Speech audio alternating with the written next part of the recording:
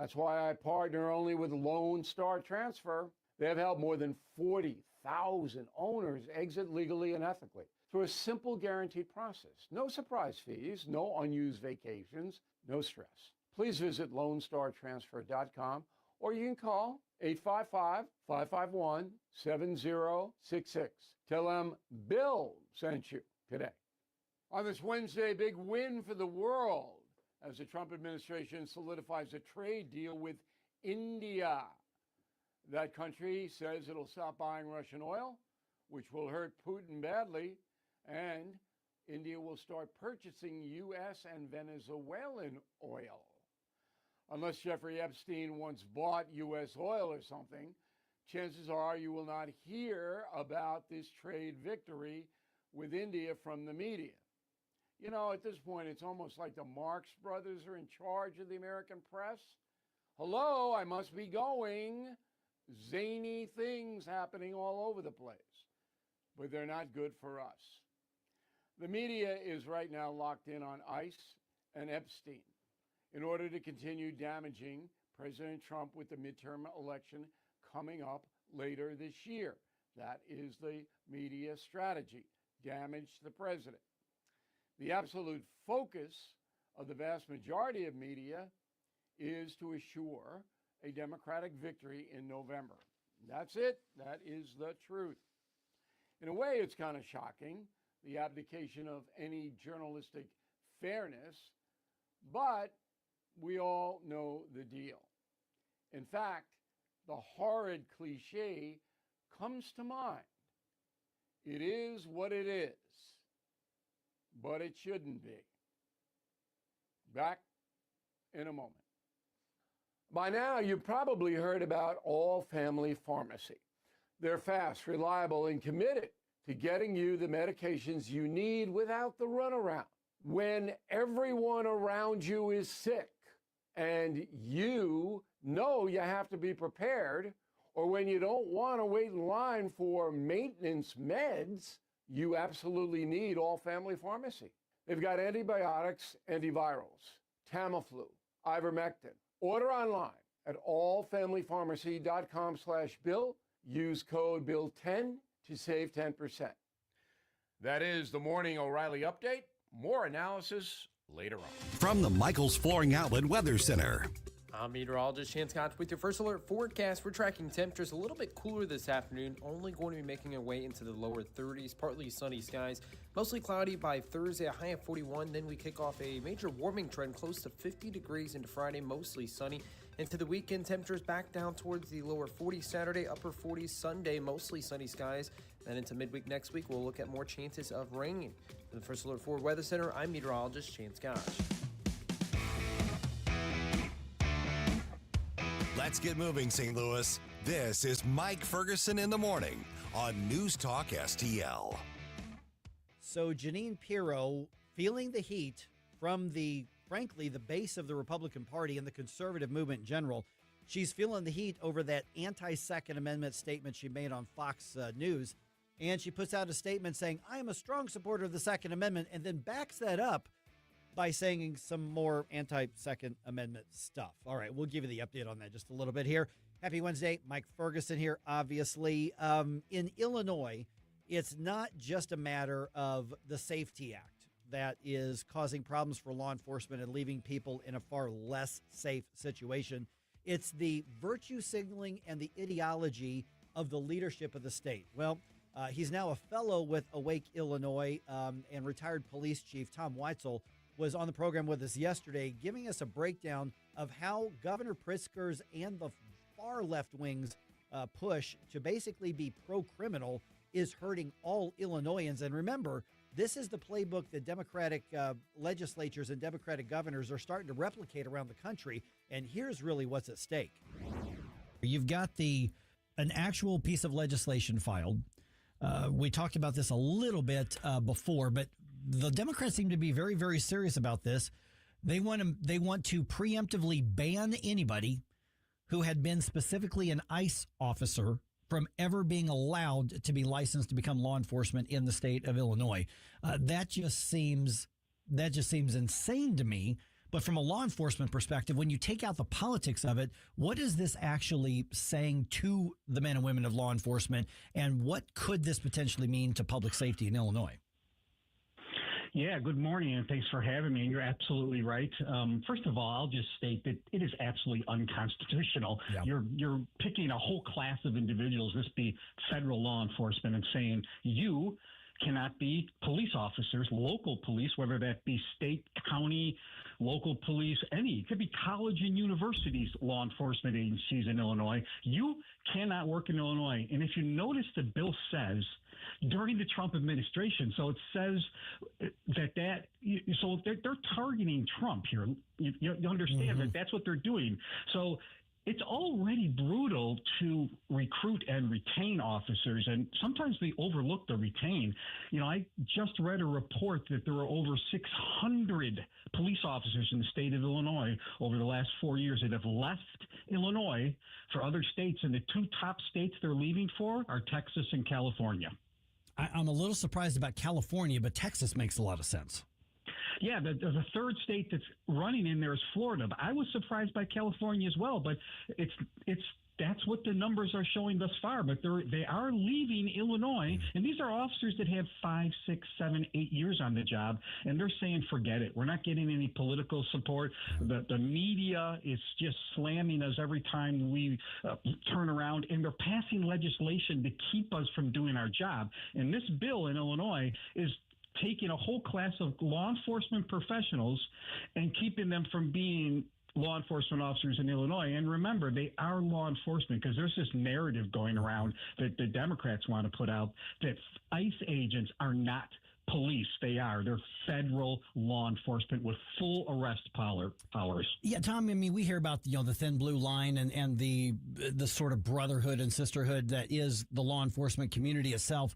Does law enforcement differentiate, just like within your industry, within that culture? Does it separate out, okay, well, that's local law enforcement, well, that's state police, well, that's federal, or do they just look at law enforcement as they're part of the brotherhood and the sisterhood? So if the answer is that they look at law enforcement as one of them, what's the message they're getting when Governor Pritzker and the Democrats are trying to target certain law enforcement like this? The message is you don't support us and you don't want to support us, and they don't really separate out.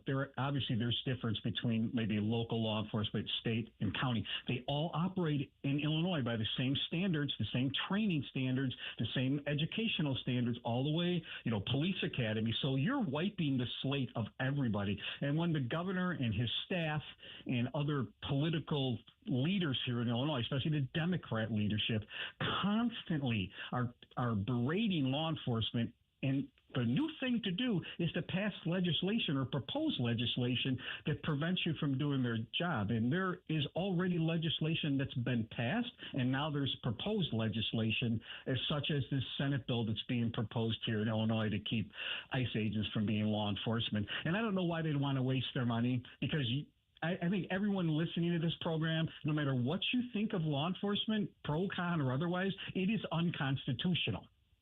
We react to this statement because obviously this is a little more federal, but I think it goes along with what we're saying. Here's something that Chuck Schumer said on the floor of the U.S. Senate just yesterday. Jerome, am I up on the board there by any chance? Okay, great. Here's something that he said. React to this for me. This idea that Johnson has that ICE people should be able to wear masks. Police officers don't wear masks all across the country. And if anyone needs to be identified, it's these abusive thugs. Abusive thugs, Tom. Oh, my God. Yeah. Just look at that rhetoric. So abusive thugs, a national platform. You don't think people are listening to that? You don't think activists, activist journalists see that this Democratic leader is calling out law enforcement as thugs? That's disgusting. Can you imagine if a police leader, a chief, a superintendent, whatever your title is, you stood up at a news conference and called names to these national public leaders that are supposed to support policing? You'd be removed from your job as chief. Yeah, well, definitely, yeah. And, of course, when you look at the whole attempt in Illinois, and I would say the mayor of Chicago is basically in tandem holding hands with Governor J.B. Pritzker, and you actually tweeted about this I guess it was early this morning or late last night.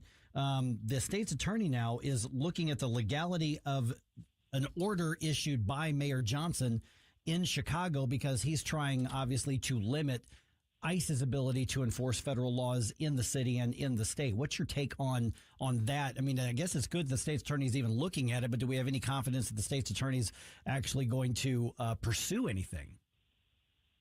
I do have confidence that this new state's attorney, who replaced the worst state's attorney in Cook County history, which was Kim Fox, she'll look at it from the legal perspective, and it's not enforceable. And this is just Johnson trying to get himself on a national platform and get his anti-ICE information out. They already have ICE-free zones in Chicago. They already have, you're supposed to document every time you see ICE, the police officers. They have portals where citizens can track ICE, send them to newspapers or government-sponsored websites where the ICE agents are. You could upload photos. You could upload videos. I mean, that's tracking police. I've never seen that in the history of my entire career in law enforcement. But now that's being allowed. So this latest order that Johnson put out to the superintendent, who, if you noticed, has not commented on it yet, that he lied. Let's call it what it is. The Johnson administration said in their news release that they had already checked with the Cook County State's Attorney's Office, and they reviewed his order, and it was legal. And now he's had to walk that back and say, oh, no, what? We didn't do that. We're resubmitting it to the State's Attorney's Office for review. If that's just an outright lie, I don't even know why he must have the stupidest staff ever. Why would you put out a press release so that you could easily be checked by the news media? They called the state's attorney. Did you review this? And she said, I don't know what you're talking about. Yeah.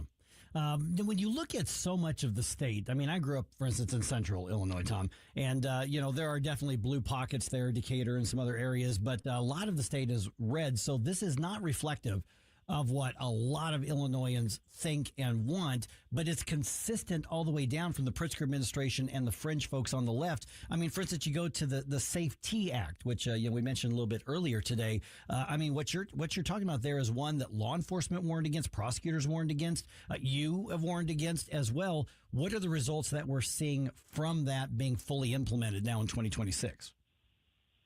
We're seeing chaos. We're seeing lawlessness, and I was opposed to that from day one. The legislature here in Illinois, for the first time ever, did not seek police input on this legislation. I was still the chief. They passed it at 5 a.m. It's over 700 pages long, and many state legislators went on record saying they did not read the whole bill when they signed it. And now it has these pieces in there that eliminated bond court. They now have a thing called first appearance court. Eliminated putting warrants out for people's arrest right away when they skip court. If you can imagine this, your listeners, you get postcards in the mail from Illinois communities when you go to court and you miss court. The judges put out a postcard to send to your house to say, hey, you missed court 2-3 times before you'll get a warrant. But during that period of time, they continue to commit crimes. Why they're sending these stupid postcards out that don't even get delivered because defendants rarely give their actual address of where they live. So there isn't a single part of that legislation for law enforcement and the bond courts that's positive. That doesn't mean, there was some good legislation written in there. The body cameras is good. The training they were giving police officers are good. But they didn't consult the chiefs or unions in Illinois because they knew they wouldn't support it. Yeah, we're visiting with retired police chief Thomas Weitzel. And, okay, I just got a minute or so left here. So then what's next in Illinois? I mean, obviously the left has the essentially monopoly on all state government. But what can be done to try to claw back some of this absolute nonsense? Because what you've got here is virtue signaling and ideology that is become clearly more important than actual public safety and constitutional rights. I mean, we've seen that with the Second Amendment stuff in Illinois. But when people are listening and saying, I feel helpless, Democrats are just kind of running wild with this police ideology stuff and so focused on Donald Trump that Illinoisans are being left behind. What are some of the things that could reasonably get done to reform and bring things in the right direction? Yeah, so, I was recently appointed a fellow for Wake, Illinois, a law enforcement fellow. We're going to be working on legislation, pro-police legislation, to grassroots. So people can go to the Wake, Illinois website and you can sign up. We're actually going to be proposing legislation that's positive. The other thing that chiefs and sheriffs and superintendents need to do is stand up, because they know this is wrong, but they're being told by their political structure, you know what, if you like your job, you shut your mouth. You don't come out against this legislation, or we'll remove you and replace you. It's time for law enforcement leadership to stand up. I know it's a little easier for me right now because I'm retired, so you know what? They can't fire me. So, I could speak the truth, and I could give the data, but we have to have current leadership. Where we're seeing more leadership, though, is with the sheriffs, and you know why that is because they're elected. So the politicians can't remove the sheriff. Only the citizens can remove the sheriff. So the sheriffs right now are speaking up against these ridiculous legislation and the Safety Act, but we need police chiefs throughout the state to say enough's enough. It is Wednesday already, which means, you know what? We need those bump music requests for Flashback Friday this week. So get those sent in to Jerome, or just put them up on our social media feeds, and we'll try to catch as many of those as possible. But send us your best ones this week. All right, this is 101.9 and 94.1 News Talk STL.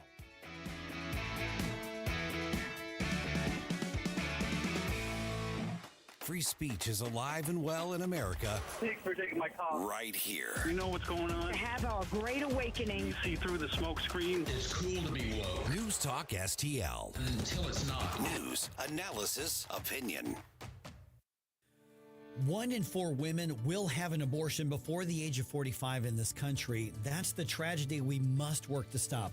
Mike Ferguson from The Morning Show here, and that is why Reach Reproductive Health is here, to empower parents to save the lives of innocent children and to see these families come to Christ. And you can be a part of saving and changing lives. So pray and visit outreachforlife.org to learn more, volunteer, and donate. That's outreachforlife.org. Dr. Randy Tobler here, and I know that when you're looking for a dentist, you have to make sure you choose a dental practice that's compatible with you and the needs of your family. Well, I'd like to tell you about my dentist, Dr. Dan Cusimano, and his partner, Megan Dwyer, and their team at Advanced Dentistry at St. Charles. The great team at Advanced Dentistry of St. Charles can accommodate all of your cosmetic and restorative needs because their passion is general dentistry. Implants, crowns, bridges, even dentures. That what you need the most is what they'll provide in a personalized, focused way. And they can provide therapeutic and cosmetic options like Botox and dermal fillers. Get to know them and all they have to offer by calling 636-978-0226 or visit them on the web at advanceddentistrynow.com. That's Dr. Daniel Cusimano and Dr. Megan Dwyer at Advanced Dentistry of St. Charles. That's Advanced Dentistry Now, 636-978-0226. Or visit them on the web at advanceddentistrynow.com. Why leave your company's story to chance? In today's digital world, video content isn't just an option. It's essential for your success. At Blue Ocean Media Group, we've spent decades crafting compelling visual stories for businesses just like yours. From concept to completion, our award-winning team transforms your vision into powerful video content that connects with your audience and drives results. Don't trust your brand to amateurs. Partner with Blue Ocean Media Group. Visit blueoceanmediagroup.com today, and let's bring your story to life. People ask all the time, who the heck is Low Cost Airlines? Well, we're not just one airline. When you're talking to us, you're talking to everyone. We are the discount supermarket for all airline tickets. Plus, we have all the airlines and always have the best prices. American, Delta, United, plus all the specialized international airlines and a lot more. And we make it easy. We guarantee you'll talk to a live human in 60 seconds. You can have the rates you need and have your trip booked in 5 minutes. Now, how cool is that? And remember, when you're talking to us, it's like talking to every single airline available with one fast phone call. All you need to do is call and find the best prices to fly wherever it is you want to go. So are you ready? Call Low Cost Airlines right now. 800-515-2397. 800-515-2397. 800-515-2397. That's 800-515-2397.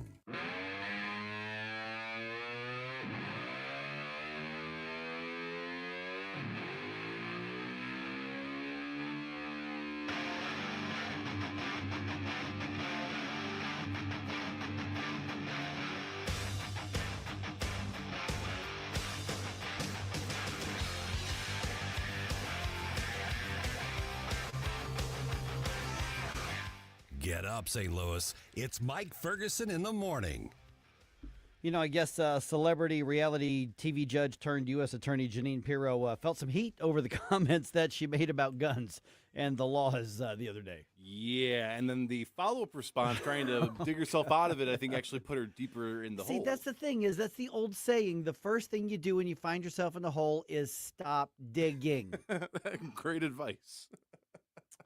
Good Lord. This was just dumb. And eventually she got around to the messaging that would have been more understandable, even if I completely disagree with it. And Susie was mentioning this yesterday, saying, well, I think what she was trying to say was, listen, this is the law. We've got to enforce the law. If you don't like it, then go change the law. I mean, she eventually got pushed into that online, but she just doubled down on the. Well, I mean, I think she's honestly is showing what she actually thinks when it comes to guns and laws and things like that. And that's not a pejorative statement. That's just me saying she's revealing how she really feels. And she's got a long history of being pro-gun control. Yes. That's what a lot of people don't realize. I mean, it goes back over 20 years if you look at some of her media, appearances and things like that. By the way, it's 5:52 right now. And so we talked about this. We played, that audio clip of her, saying, you bring a gun into the District of Columbia, you're going to go to jail. I don't care if you are a law-abiding citizen with a valid permit in another state. Yeah. And that's like, for instance, Pracht from Gun Owners of America. He was on. I mean, the conservative pro-2A groups, they have been hammering her on this.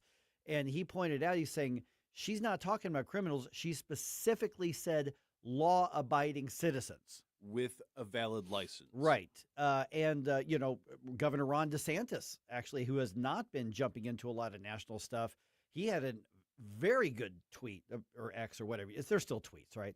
I still call them tweets. They're tweets. He said, he wrote a couple paragraphs and he said the Second Amendment does not end at the borders of District of Columbia. Mm-hmm. And I actually reposted that. So if you go to AVP Mike Ferguson, I just said Governor DeSantis is 100% right about this. Well, and the issue is, like you mentioned, I think that was a mask-off moment for how she really feels. I get wanting to look like you're tough on crime, you're not going to be putting up with nonsense, but the way, just as somebody that is an actual 2A supporter, the way I would have come across that would say, look, I know that there are protests going on, and I know that within many areas you can carry a gun, but unfortunately, D.C. is not an area where you are able to bring your gun to a protest without a proper permit and paperwork. And that's not what you said. I don't care if you are a law-abiding citizen, gun owner with a valid license. That doesn't sound like you're very sympathetic towards gun owners. And you better hope you get your gun back. Yeah. I mean, so she's doing the all blustery, talk tough, celebrity thing. And then she posts on her personal social media page, and I'm just reading it here. Let me be clear. I am a proud supporter of the Second Amendment. She goes on to say, Washington, D.C. law requires handguns to be licensed in the district with the Metropolitan Police Department to be carried into our community. We are focused on individuals who are unlawfully carrying guns and will continue building on that momentum to keep our communities safe. Okay, so basically, let me be clear. I am a proud Second Amendment supporter. And then she goes and says a bunch of anti-Second Amendment stuff right after that. I mean, come on. And this would have been a better statement to begin with if you had said, look, if you plan on carrying a firearm in Washington, D.C. To a protest, make sure you have the proper. I mean, it's still icky because it's an infringement, but at the very least, you are now giving somebody valid advice to make sure that they are able to exercise their rights. Yeah. And so just double. I mean, it's the gaslighting part of this. Yes. I am a Second Amendment supporter. I just think that you shouldn't be allowed to carry guns. And I say that as a Second Amendment supporter. I am a pro-freedom official. I just think, show me your papers, please. I am pro-First Amendment, but I will jail you the moment that you insult me, okay? What is going on with this? I mean, I obviously follow and I have relationships with a lot of these organizations just doing what we do for a living here.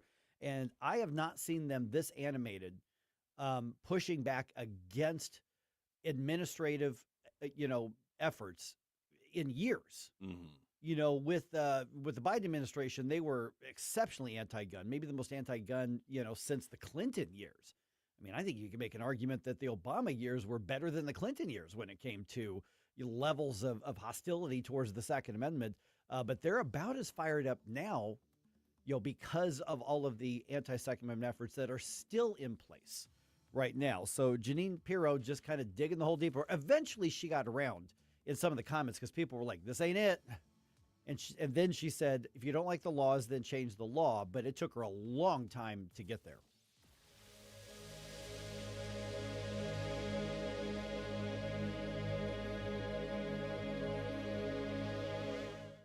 Looking for an underwater adventure or a scaly new friend? Dive into Tropical World Pets on Watson Road. For 32 years, this family-owned wonderland has been St. Louis's go-to destination for all things aquatic and reptilian. With over 7,000 square feet of aquariums, we're home to the area's largest selection of freshwater fish, including rare cichlids you won't find anywhere else. But that's not all. We've got tarantulas, snakes, and lizards galore. Tropical World Pets, 314-849-4020, or visit twpstl.com.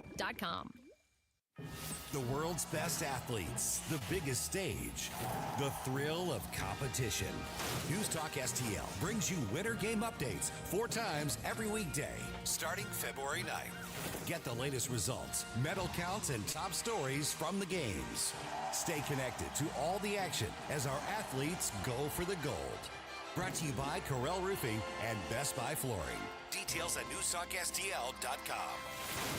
Looking for your perfect country escape? Or maybe it's time to sell your horse property or farm? Meet Gina Parmentier with Realty Net Service Realtors. As a second-generation broker with 29 years of experience, Gina specializes in horse properties, farms, and rural real estate throughout Franklin County and the surrounding St. Louis area. Whether buying or selling, Gina knows the land, and she knows how to get results. Call 314-504-5409. That's 314-504-5409. Realty Net Service Realtors, where country living meets expert service. Jeffco Patriot Radio. Hey guys, Billy Crow here from Jeffco Patriot Radio. As we follow the important issues facing Jefferson County, if you want to stay informed on Jeffco politics, especially in this all-important midterm election year, make sure to tune in this and every Sunday at high noon here on News Talk STL. Jeffco Patriot Radio. If it's a big story in Jefferson County, you'll hear about it on Jeffco Patriot Radio. Sundays at noon on News Talk STL. If you turned 65 recently like me, it's important you find a Medicare Advantage plan that gives you the coverage you're looking for. But finding one can be difficult. The best thing I did, and I suggest you do the same, is call a licensed insurance agent and let them walk you through your Medicare Advantage plan options. There are so many benefits you have access to, so make the call now and let the representatives explain everything to you. Our licensed insurance agents can offer you a variety of Medicare Advantage plans. Plus, the call is free, the information is free, and there's no obligation to enroll. We're here to make it easy for you to select a Medicare Advantage plan that may work for your needs. Finding a Medicare Advantage plan can be easy if you do what I did. Make a quick call right now to learn more. Thank you. 800-439-7851. 800-439-7851. 800-439-7851. That's 800-439-7851. KLGY HD3 Clayton, K270BW Bellefonte, KNBS Bowling Green. This is News Talk STL at 1019, 94.1, and always streaming at NewsTalkSTL.com. Breaking news this hour from Town Hall. Amit Thomason. The partial government shutdown is over, but tough negotiations over Homeland Security funding continue on Capitol Hill. When Congress approved the final government funding bills, it passed a temporary 2-week extension for Homeland Security. Democrats are demanding changes to how ICE enforces the nation's immigration laws. The two parties have until next Friday to reach an agreement. House Democratic leader Hakeem Jeffries warned that Democrats would not support any more stopgap funding without substantial changes. House Speaker Mike Johnson said he expects an agreement to be made. Greg Clugston, Washington. When President Trump speaks of taking over and nationalizing elections, what exactly is he talking about? White House Press Secretary Caroline Leavitt. What the president was referring to is the SAVE Act, which is a huge common sense piece of legislation that Republicans have supported, that President Trump is committed to signing into law during his term. And he spoke with the speaker directly about that yesterday, about the need to get that bill on the floor for a vote, because it provides very common sense measures for voting in our country, such as voter ID. Which polls show enjoy strong support among Americans on both sides of the political aisle as well as independent voters. The House committee investigating the Jeffrey Epstein matter will soon hear from Bill and Hillary Clinton. The latter to testify on the 26th of this month. The former president is set to appear the following day. Both have denied knowledge of Epstein's activities. Penny is top dog this year. The 4-year-old Doberman Pinscher won Best in Show last night. The 150th annual Westminster Kennel Club Dog Show in New York's Madison Square Garden. On Wall Street this morning, the Dow futures up 160 points. NASDAQ futures 23 points higher. More on these stories at townhall.com. The following is a real-life story from Trinity Debt Management. I had a lot of credit card debt, and it stressed me out. But what I thought was a solution turned out to be a problem. I kept hearing ads about debt settlement that seemed too good to be true, and actually it was. When called, they told me to stop paying my bills. That didn't sound right to me at all, so I hung up. Later, I found out that debt settlement is bad, real bad. Then I learned that there is a right way to pay off your credit cards. It's called a debt management program from the great team at Trinity. Trinity had a plan. In the end, I paid off my bills, I saved thousands, and I even improved my credit score. If credit card debt has you down, call Trinity at 1-800-990-6976. My name is Heather. Please forget debt settlement and remember Trinity Debt Management. 1-800-990. From the Michaels Flooring Outlet Weather Center. I'm meteorologist Chance Gotch with your first alert forecast. We're tracking temperatures a little bit cooler this afternoon, only going to be making our way into the lower 30s, partly sunny skies, mostly cloudy by Thursday, a high of 41. Then we kick off a major warming trend close to 50 degrees into Friday, mostly sunny. Into the weekend, temperatures back down towards the lower 40s Saturday, upper 40s Sunday, mostly sunny skies. Then into midweek next week, we'll look at more chances of rain.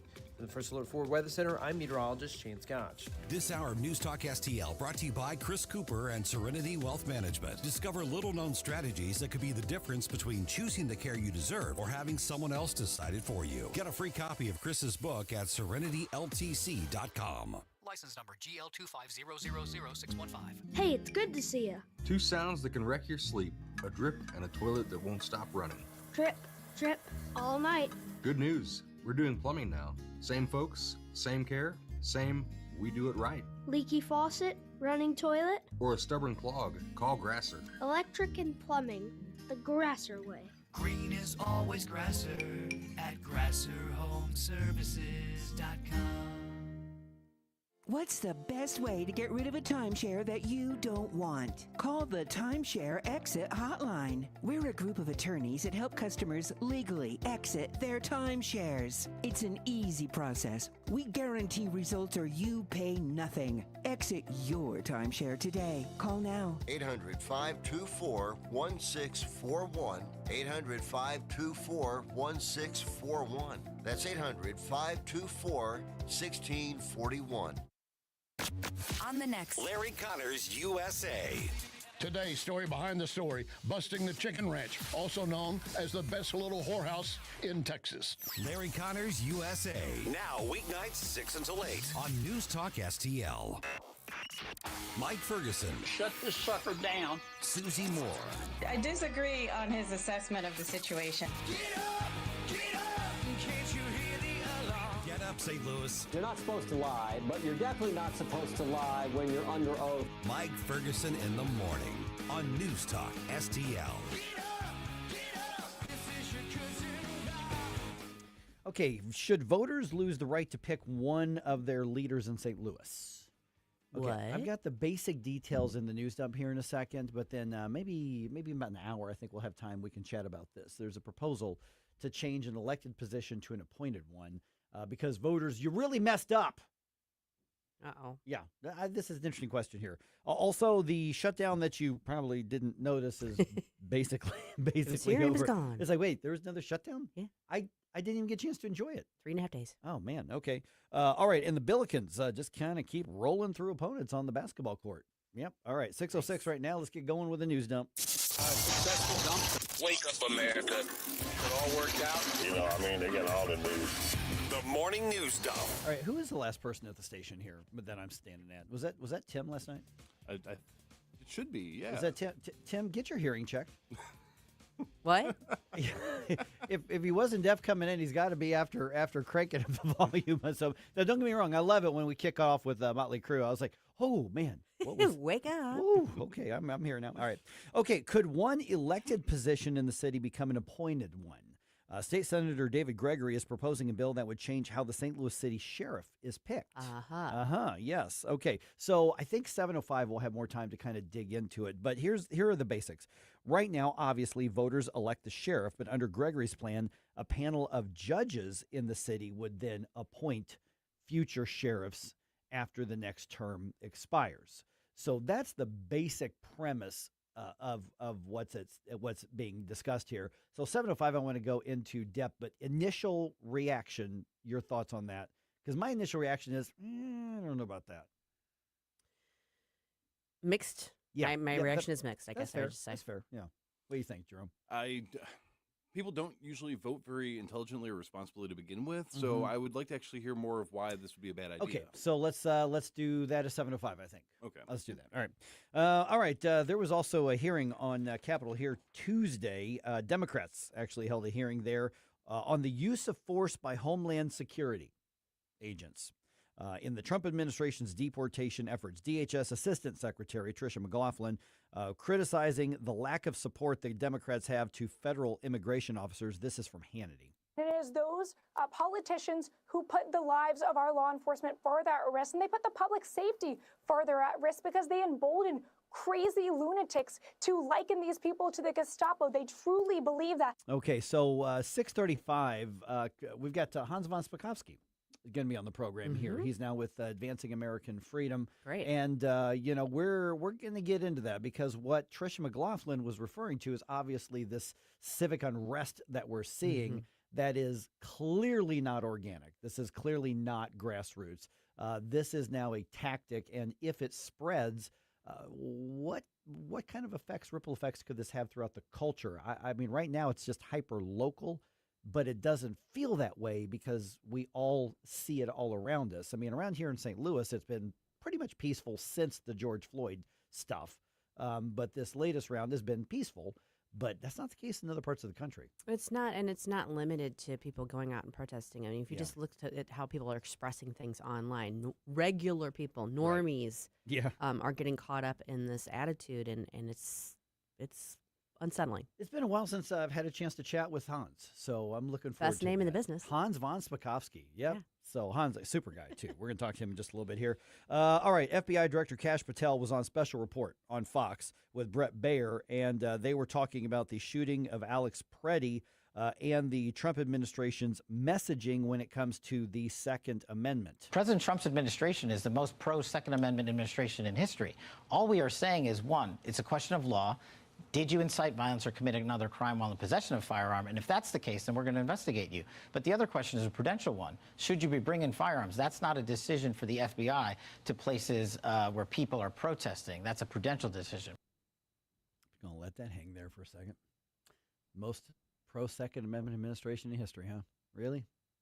I mean, immediately the name Thomas Jefferson comes to mind, George Washington. But I mean, do people in recent history, maybe. Well, I mean, you could maybe make that argument. It's just not that they are super pro 2A. It's just that the other ones aren't.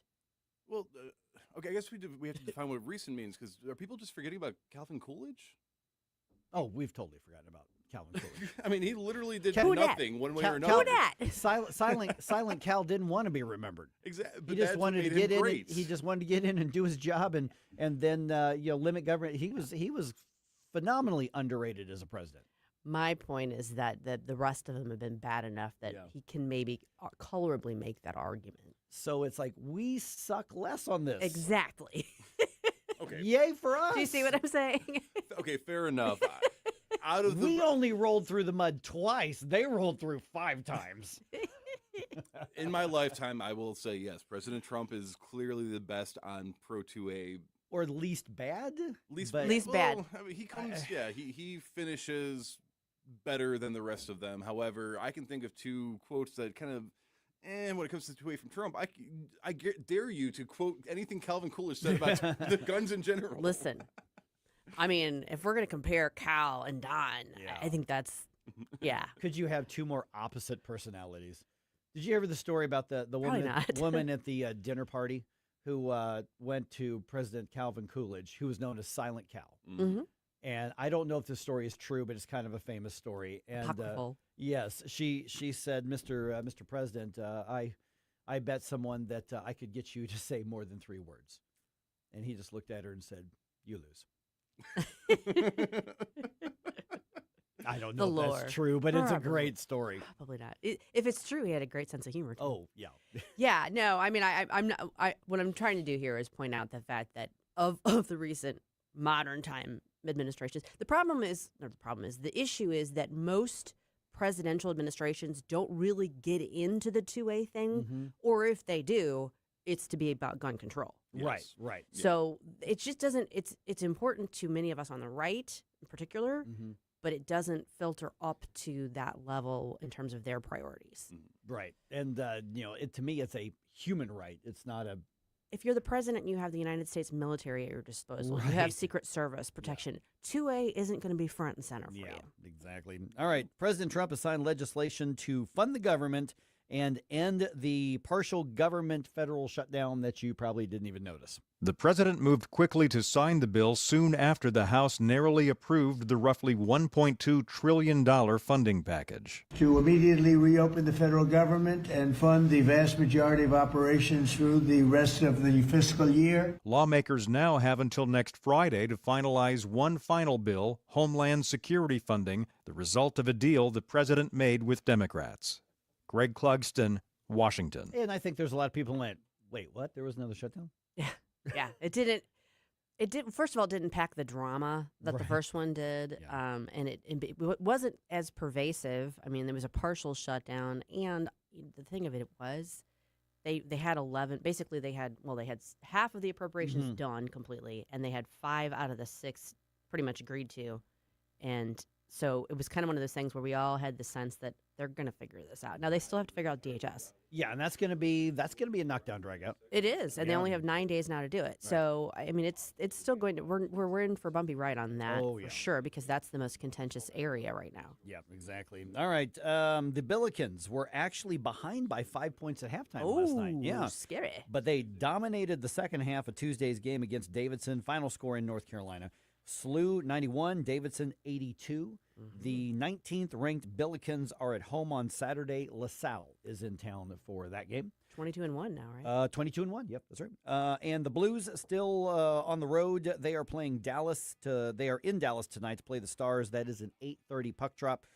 Blues are 20-27-9 on the season. This is a national game. TNT is going to be showing this one tonight. And a quick note: the Cardinals have fired FanDuel for their broadcast games. So MLB Network is going to do that. And so basically it's going to be available on a bunch of, cable stations or systems, but you can also, for $100, buy the entire season of games through the MLB or the Cardinals app and put that on your TV. And apparently there are going to be no blackout restrictions this year. That's going to make my mom upset. Yeah. She's not going to be able to do that part of it. Yeah. So does she have a smart TV?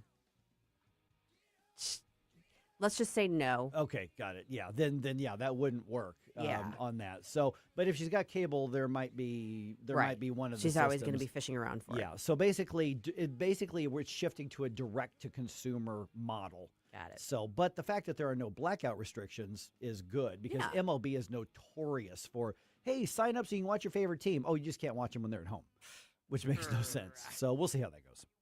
Take the place of what I trust. Turn on your colored box, you look for some ants. Well, there you go again, listening to Mike Ferguson in the morning on News Talk STL. Hey, it's Vic Porcelli here with our great friend Chris Cooper from Serenity Wealth Management. Hi, Chris. How are you, Vic? I don't want to put anybody else down, but that when you go up and visit you at Serenity Wealth, your place looks like home. So a lot of financial advisory offices, they have, the big mahogany desk or the big marble entryways and things like that. The stock market channel on the TV when you walk in the door, right? That doesn't really drive a good conversation. Good financial guidance and advice starts with a good conversation. People are nervous. People are afraid to talk about finances, right? And so you can see a little standoffish. Well, my objective is to try to have a good, casual conversation. By having those conversations about life, goals, objectives, it's what makes me understand what our financials are supposed to fund. So if somebody does want to have a good conversation, how do they do that? How do they find you? Our website is the best way to do that because you can get all the information you need to understand where we are, get a little bit more information, all that. SerenityWealthNow.com. Reach out to Chris and Stacy today at SerenityWealthNow.com. Investment advice offered through Fortis Capital Advisors, LLC. JC's Wayback Machine. We play all the great music the big corporate radio stations can't because they only get their same 300 songs to beat into the ground. Plus, we'll get you warmed up for Sunday's game, and our A-list interview of the week is with the host of the very first big NFL pregame show, the NFL Today, Brent Musburger. All brought to you by the Weber Automotive Group. It's JC's Wayback Machine. Every Saturday night, 6 to 9 on News Talk STL.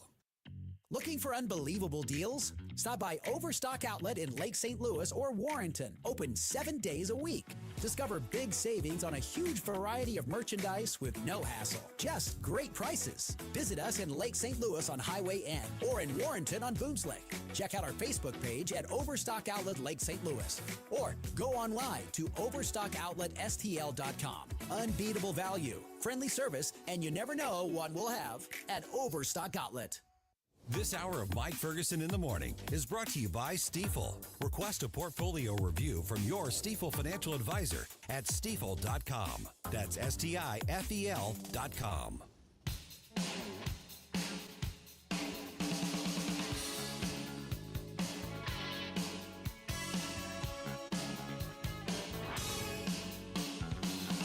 This bloody road remains a mystery. This sudden darkness fills the air. Hi, it's Randy Tobler here. Pour a big cup of coffee and catch my show every Saturday morning from 6 to 9. Right now, it's back to Mike Ferguson in the morning here on News Talk STL.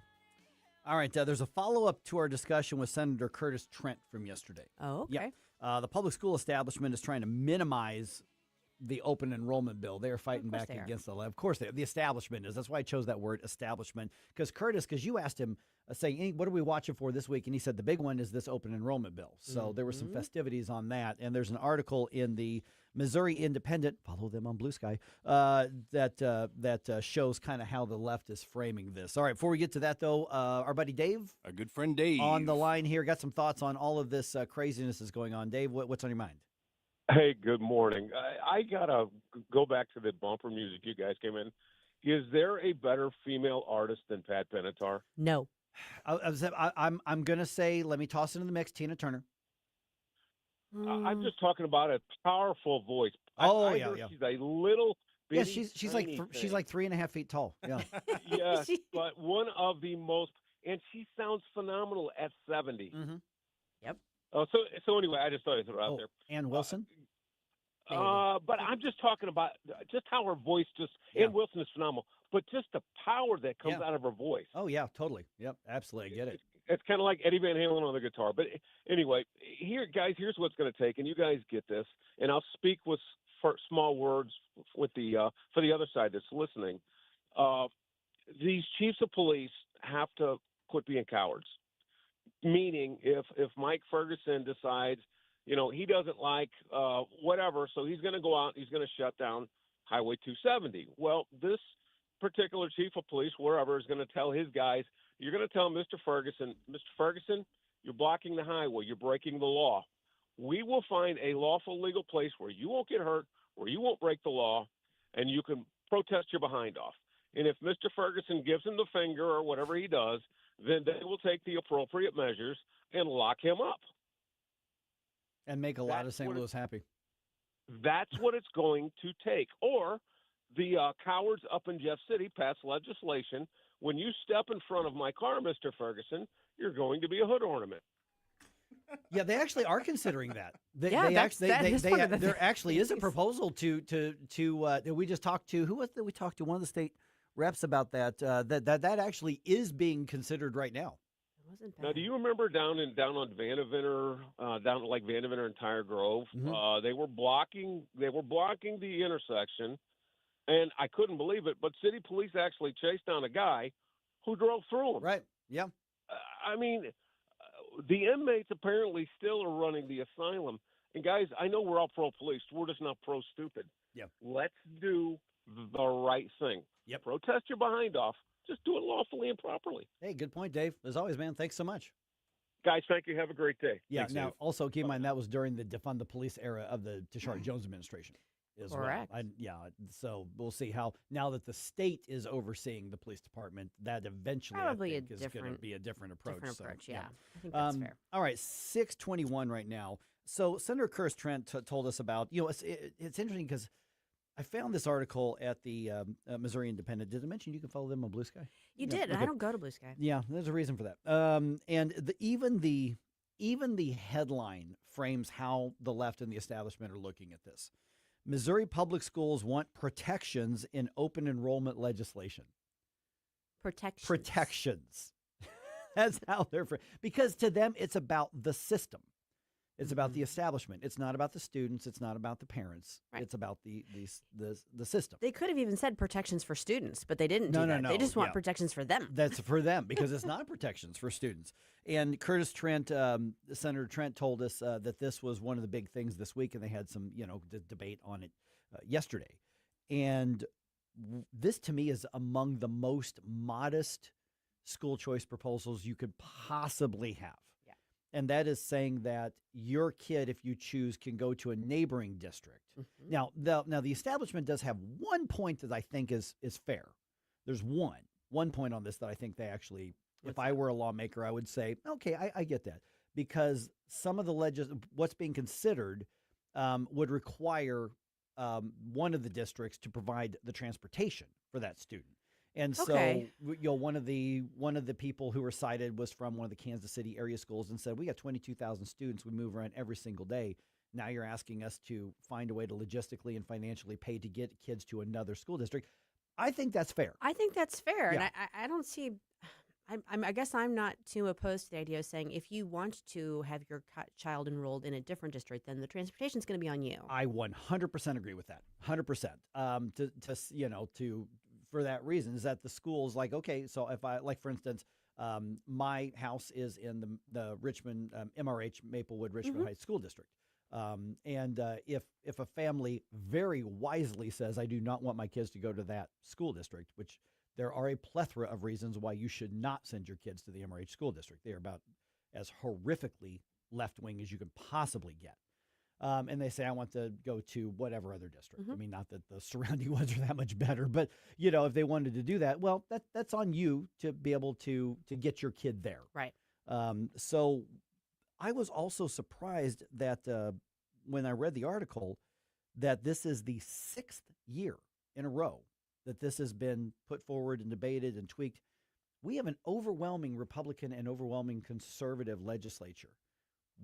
Why are these things taking so long? Well, it does show you just how powerful the education public, lobby is. Yeah, the public education lobby is, and the teachers' unions and the administrators. They shouldn't be, but they are, especially in the rural areas. If the public schools come out against you, there's still a fear among the Republicans that they can knock you off, even if it's a deeply conservative area. Yeah, and I could see that. I mean, so it's interesting because we often think of this struggle, if you will, in terms of the like city schools or the metropolitan area schools, not the rural districts. Right. But it's a different focus, but it's still the same issue, the same tussle in terms of, it's turf wars, but it's just for different reasons. 100% turf war. They are more threatened because it's frankly about the money. Yeah. They are trying to protect the system. Sure. And the article itself, which obviously is, written from a leftist perspective because it's the Missouri Independent. But for instance, there are two bills. There's the one that is more robustly school choice, which is the one Senator Trent is doing.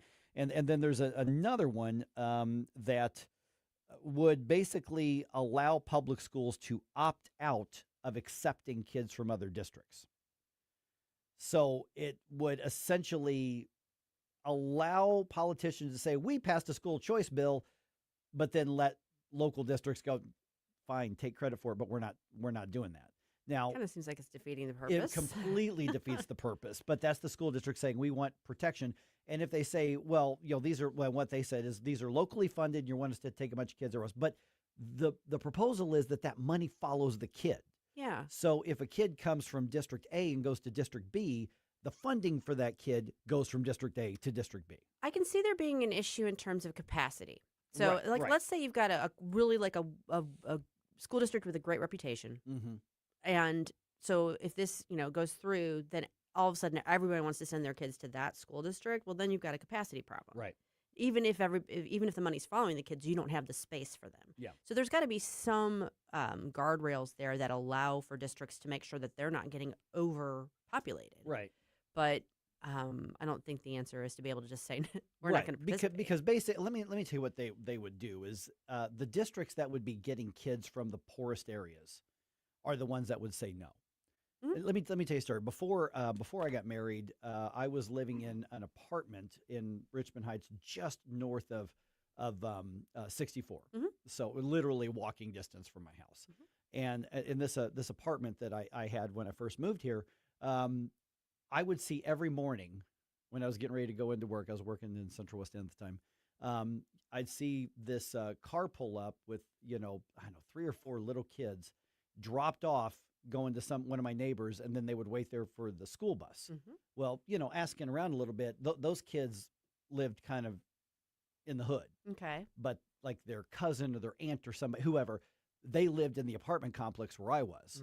And so basically all they were doing is they just lied on the residential thing so they could get their kids in. This was this was north of 64. So I think this may have been the Clayton School District that I was in. So basically some kids who didn't live there, they were fraudulently going to the Clayton School District to get into a better school. Not a rare occurrence. No. And apparently that happens a lot. So, parents are doing whatever they can to get their kids into the better schools, even if the better school is a public school district, better than whatever these kids. But you saw it every day. These kids are driven in, dropped off at some place that's not their home. And then the school bus comes and picks them up, and the school district doesn't know any different. Right. Or they don't care. Yeah. Yeah, I mean, there's not necessarily easy solutions to this, but it sounds like, that doesn't sound like the priorities are quite in the right place when it's coming from districts. I mean, let's boil this down to what we're really talking about here is that the establishment says we're the ones who should make the choice as to where your kids go to school, not the families, not the parents.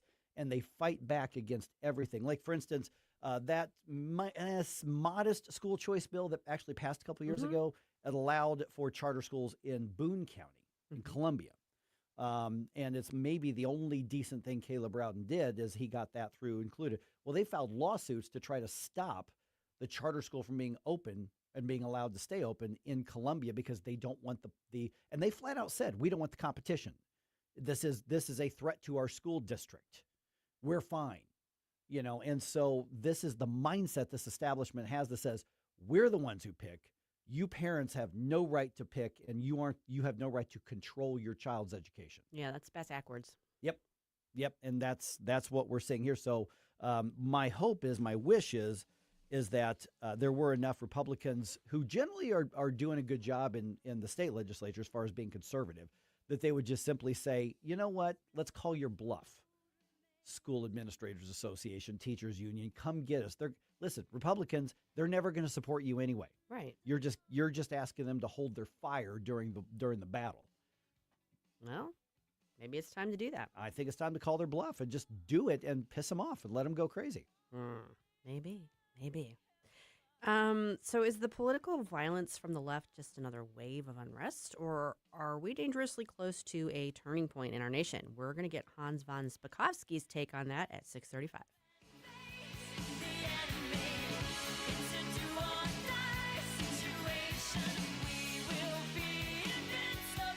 Mike Ferguson in the morning. If you want to be one of the nonconformists, all you have to do is dress just like us and listen to the same music we do. On NewsTalkSTL. From the Michaels Flooring Outlet Weather Center. I'm meteorologist Chance Scott with your first alert forecast. We're tracking temperatures a little bit cooler this afternoon, only going to be making our way into the lower 30s, partly sunny skies, mostly cloudy by Thursday, a high of 41. Then we kick off a major warming trend close to 50 degrees into Friday, mostly sunny. Into the weekend, temperatures back down towards the lower 40s Saturday, upper 40s Sunday, mostly sunny skies. Then into midweek next week, we'll look at more chances of rain. For the First Alert Ford Weather Center, I'm meteorologist Shane Scotch. Kathy Connor from Connor Roofing is here. Kathy, how you doing? Good. Hi, Vic. You know, when you need a roof, I don't want to call a stranger. I want to call you. Yeah, thanks. At Connor Roofing, we're more than just a roofing company. How long you been doing it? Since 1993. And year after year, storm after storm, you guys are always there. Because this is our home, too, Vic. Our kids go to school with your kids. We cheer for the same teams. Go Blues! So support your neighbors. Call Connor Roofing at 314-375-7475 or CONNER roofing.com. Thanks, Vic. Tim Jones and Chris Arps in the afternoon. Speaking to David Stokes, Director of Municipal Policy at the Show Me Institute, tell Chris and I about Waymo, these robo-taxis. That is pretty obvious that these cars are much safer than human-driven cars. And much like I like horses, I like humans. Dave, my God, man, they're killing cats. I'm not an expert, but I do believe in the history of America that probably some human-driving cars also run over a cat. Tim Jones and Chris Arps, weekdays at 4 on News Talk STL. Do you owe the IRS $10,000 or more in back taxes? Are you being audited or investigated? Has the IRS sent you a letter demanding payment? You may not owe what they claim. Make this free call to the tax doctor now. Let them negotiate with the IRS on your behalf. 800-240-4586. 800-240-4586. That's 800-240-4586. News, analysis, opinion. This is called officially the Great Healthcare Plan. When the Republicans rubber stamp everything he does, the constraints go away. 101.9 and 94.1 News Talk STL.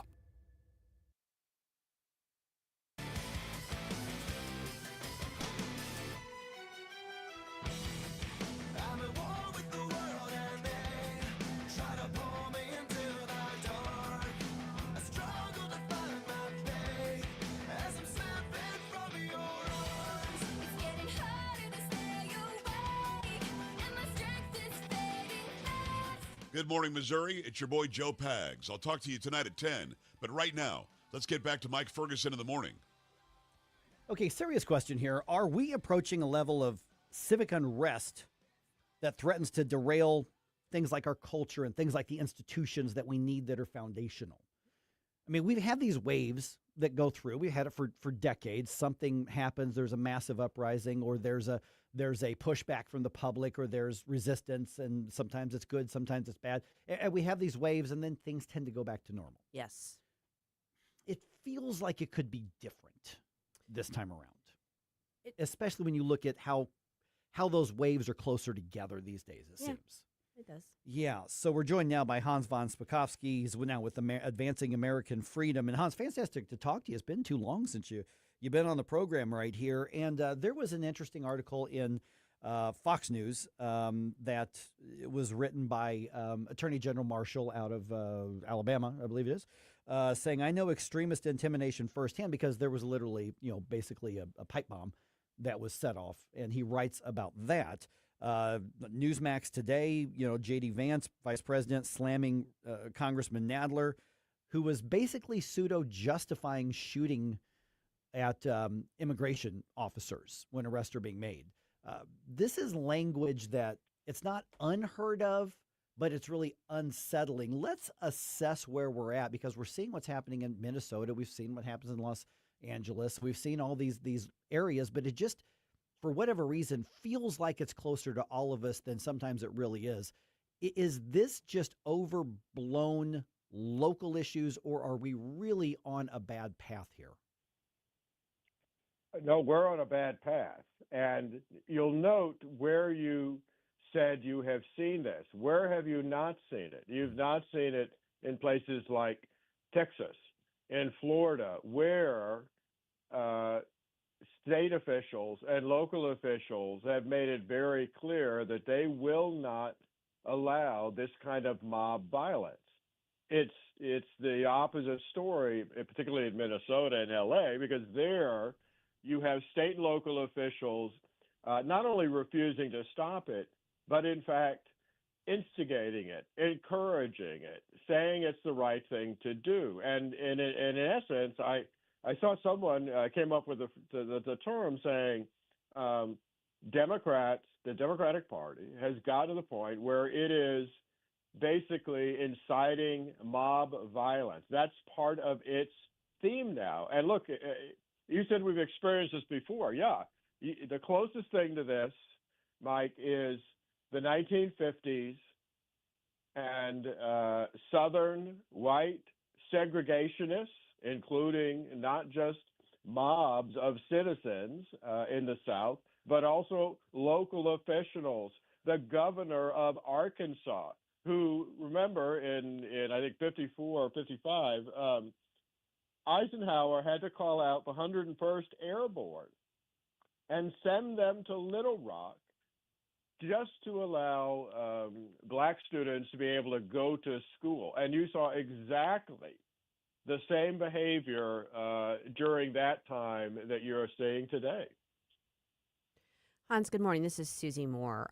We're seeing, as Mike referenced, we're seeing comments from not just activists, but actual Democratic leaders like Congressman Jerry Nadler made the comment yesterday. Right. Chris Mays and the Arizona Attorney General. We're seeing this in multiple places from people who are elected leaders. What should be and what can be the reasonable response to that in order to, I mean, they need to walk those things back. How do we bring that about and get them so that they're not just actively stoking this further?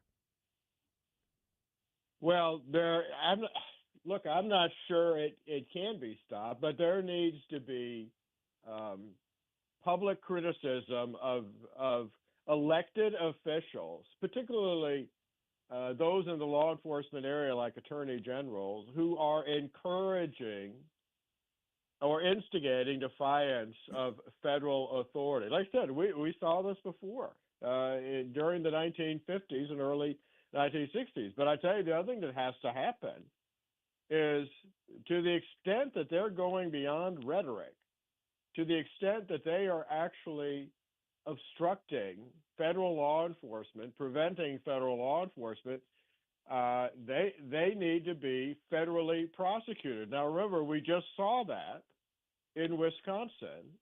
A local state judge there was convicted. Remember, this is the woman who, when she discovered that there were ICE agents in the courthouse to pick up an illegal alien who was there because he'd committed a local crime, actually helped sneak him out of the courthouse so that he could avoid being arrested and detained. She was prosecuted federally and convicted. And local officials who think they're somehow immune from federal prosecution, they need to be quickly taught that they simply aren't, because, you know, the U.S. Constitution says federal law is the supreme law of the land. Hans, I'm not going to ask you to try to get into the head of a leftist. I don't know that I want to be in that space either, but there's no question that this is not organic. This is not grassroots. What is the motivation for wanting unrest and instability and violence? I mean, what would be possibly the goal from the left to use this as a tactic, as a coordinated tactic? Well, look, there's been a lot of studies done investigating. One of them by a great organization called the Capital Research Center, looking at the flow of money into these organizations. And frankly, you know, George Soros is always mentioned. His foundations are pouring a lot of money in this, but the money is flowing from socialist, Marxist organizations. These are people who hate the United States. They hate our democratic system, and they want instability, because when there's instability, that is the greatest opportunity to come in and put in the kind of change they want, which is, quite frankly, the kind of dictatorial government that Mandami is trying to put in New York City.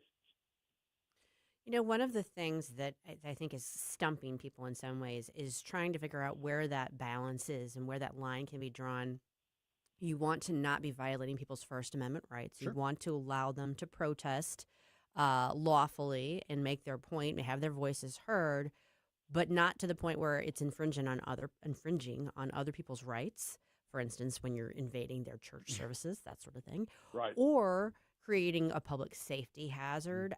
There was video yesterday of an arrest being made in Minneapolis of observer agitators who the day before had been making like they were pulling guns. They didn't actually have guns on them, but they were making hand gestures like they were pulling guns in order to provoke a response Suicide by cop. from the law enforcement. Right. So it's hard to know, where do we draw the line? How do we enforce the law without going too far? And where do we go from here with it? Well, actually, I don't think the line is that hard to draw. And look, if you want to see how to draw that line, take a look at the law that's being used actually now to criminally prosecute several of the individuals who went into that church in Minnesota and disrupted the church service. It's called the FACE Act, remember? This is a law that was passed to protect both abortion clinics and churches. And if you look at that law very carefully, it has specific lines in it saying this law does not in any way abrogate the First Amendment rights of individuals to peacefully and civilly express their views. But what it does prevent is, for example, harassment, intimidation, threats against individuals going into abortion clinics or going into churches, blocking or interfering with the medical services being provided in abortion clinics or the services being provided in churches. It's when you go from peaceful, civil protest or expression of views into intimidation, threats, blockades. That's when you are no longer exercising your First Amendment rights. We're visiting with Hans von Spakovsky, now with Advancing American Freedom. And Hans, I just got a couple of minutes left here. So a lot of this goes back to in so many people's minds, using violence as a legitimate tool. They have legitimized violence. I believe in A, therefore, whatever means necessary to get A. So we essentially, at the base of this, do we have an ideology that's run wild, or do we have just a path of your ideology is one thing, but your tactics are another? I mean, so essentially, we saw this around here. We had thousands of junior high and high school students who were encouraged by school districts to walk out and do an anti-ICE protest all throughout this area. I think it happened around the country as well. But that's the ideology being promoted in our institutions. So if our institutions are part of this, then eventually we're going to tear down other foundations of our society. So, I mean, I think you're right in that we've got a very long-term threat of crumbling foundations of our society here. So is it the ideology that we should be able to debate in a civic way, or is it just the tactics? Oh, it's the ideology also that's driving this. Look, there was just a story this past week, I think by a whistleblower, about the National Education Association, which is, the big union representing teachers in our schools throughout the country. And the description of how radical and left-wing the NEA should scare anyone who has their kids in public schools. This is a long-term battle. The radical left long ago figured out that the way to come to power was to basically warp the minds of kids in schools. And I have to tell you, that is exactly the same technique that was used by Chairman Mao in China, by Joseph Stalin in Russia, and by Adolf Hitler in Germany. They took control of the schools as soon as they came into power because they knew that was a key to their retaining control of their countries. All right, Hans von Spakovsky, Advancing American Freedom, basically putting together an all-star team of conservative thinkers. There's just a lot of momentum.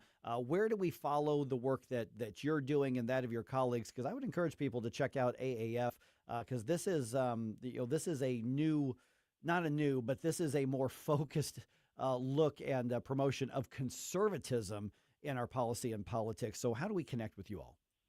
Yeah, well, if they look up Advancing American Freedom, they'll quickly find the website. And, like if they click on my name and bio, they'll find the articles I've written recently on all kinds of topics. And I have several more coming out, including on the lawlessness that we are seeing in our federal courts. All right. And we will be tapping you, hopefully, again, to get you back on the program to talk about that, Hans. Mike, thanks for having me. Susan, you too. Thank you. This is your official call for 80s Flashback Friday bump music requests. I don't know. I'm feeling a little bit of Pat Benatar. What are the best female voices of the 80s? There you go. Doesn't have to be pop. It could be rock. It could be jazz. It could be whatever was going on in the 80s. But there's one great jazz one that I hope somebody recommends. Girl Power. She had a huge couple of hits back in the 80s, and she's considered more jazzy. And Brownie points to you if you can if you can request a song from the person that Mike's thinking about. And somebody out there knows who I'm talking about. Oh, I'm sure it's gonna be Monty. But anyways, your best female vocalists from the 80s. Go ahead and send your bump music in to Jerome at NewsTalkSTL.com.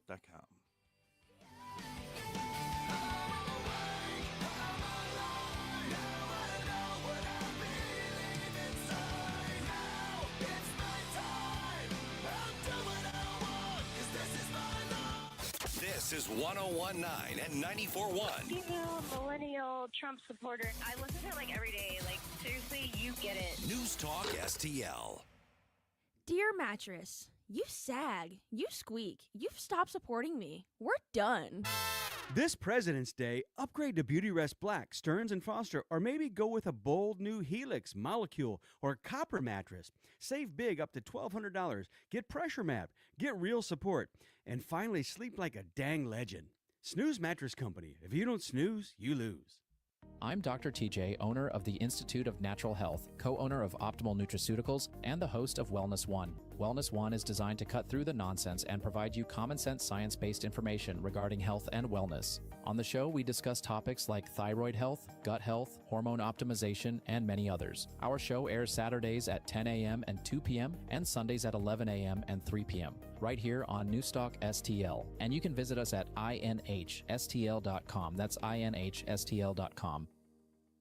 Now, the Free Market Minute, brought to you by the Hammond Institute for Free Enterprise at Lindenwood University. Hey, it's Mike Ferguson from The Morning Show, and I'm here with Dr. Grant Black. And Grant, does having more economic freedom make a difference in people's lives, such as maybe helping reduce poverty? It definitely makes a difference. Economic freedom is critical for fostering well-being and prosperity. It enables people to make their own choices and pursue their own interest, like choosing careers, starting businesses, and innovating to make the world better. It thrives in environments that empower people, promote competition, and protect property rights, all while being supported by limited and healthy government. Economic freedom is a catalyst for generating higher incomes, greater wealth, more opportunities, better access to education, and improved health at all levels of society. It makes a difference. The John W. Hammond Institute for Free Enterprise at Lindenwood University fosters and examines market-oriented approaches to economic and social issues. To learn more, visit hammondinstitute.org.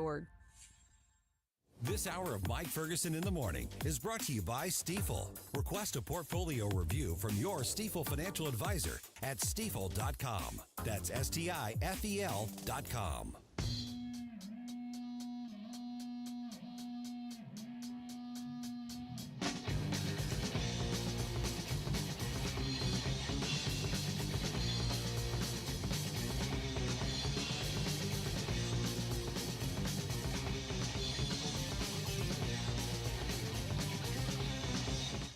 Let's get back to all this madcap mayhem with Mike Ferguson in the morning. But don't forget, stick around for Jones and Arps every Monday through Friday, 4 to 6 p.m.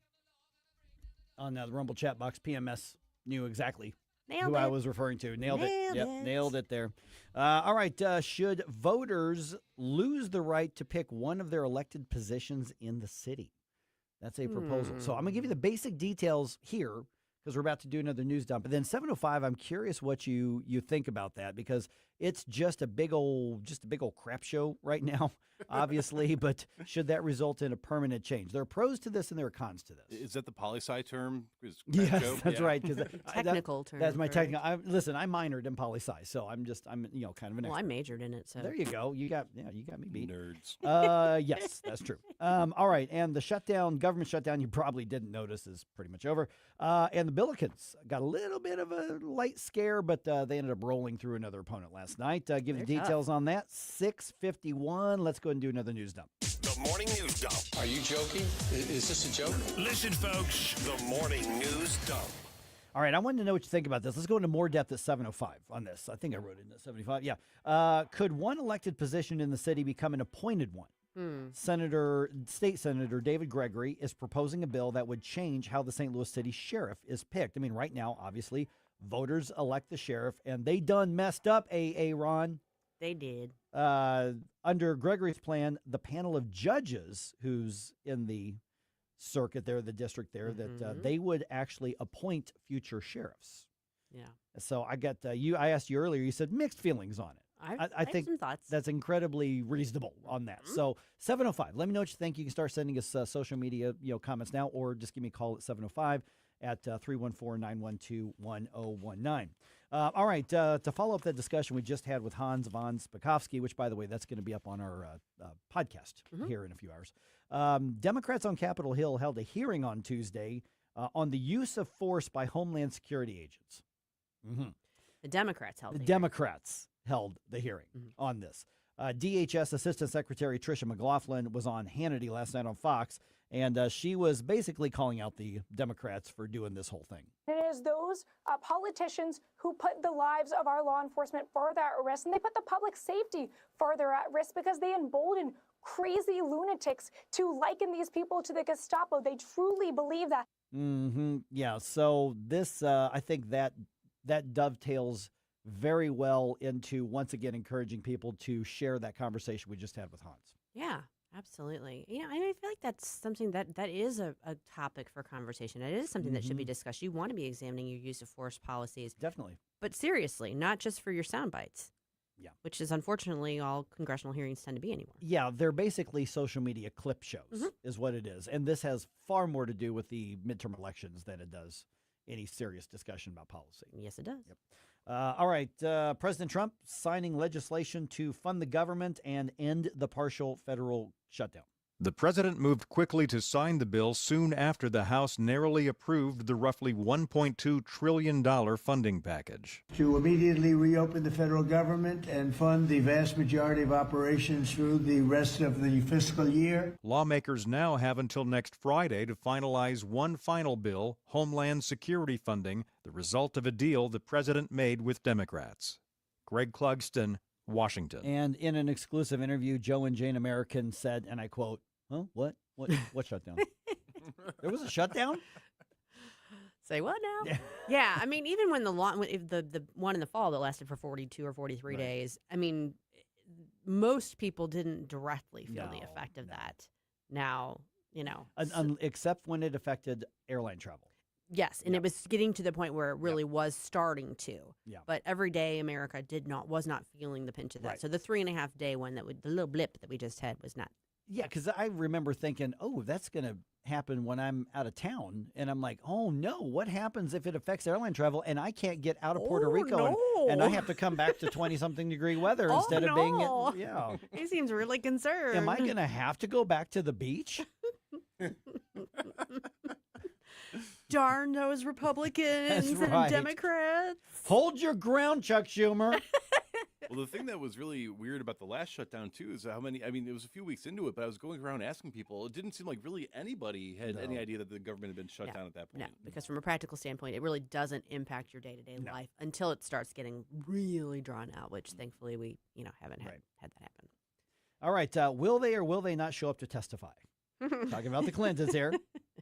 There should be like a jingle or theme song or something. What difference at this point does it make? That's right.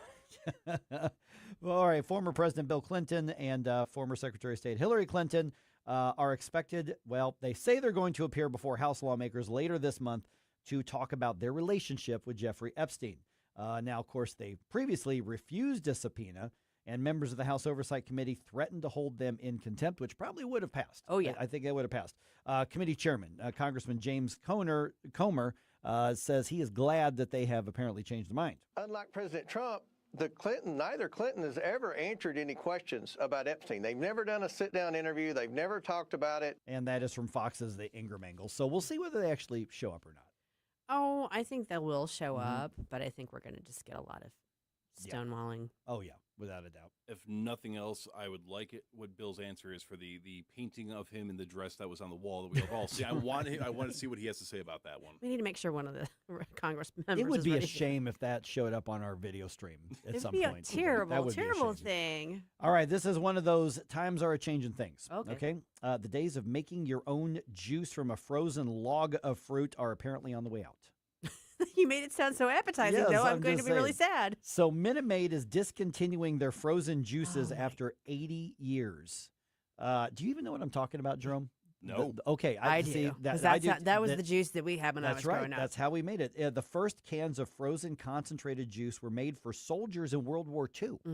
And then they made it to the grocery stores in 1946. Company says generic competition and just the fact that decreased demand, people just don't want their juice coming from that. It was like basically concentrated lemons and oranges and whatever, and it was this frozen log, and then you just put it into a pitcher of water, and it just kind of became orange juice and lemonade. It was like a little in a can, like a Pillsbury biscuit. Yep. That size of can, and then you had to You just thaw it out, Put it in the water swirl it around. and swirl it around, and that became lemonade and orange juice, and that's how we got our juice back in the 70s and 80s. So like the cranberry stuff you use for Thanksgiving, that like. No. It was like, actually like a popsicle almost. It was yeah. it was frozen. Yep. All right, Billikens won again last night. They're now 22-1.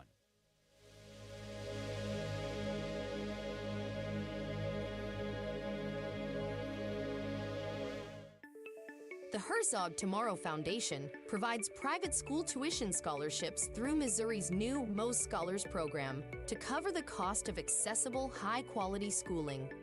Hi, this is Myella Esser with the Herzog Tomorrow Foundation. Our private school tuition scholarships wouldn't be possible without the support of generous Missouri taxpayers.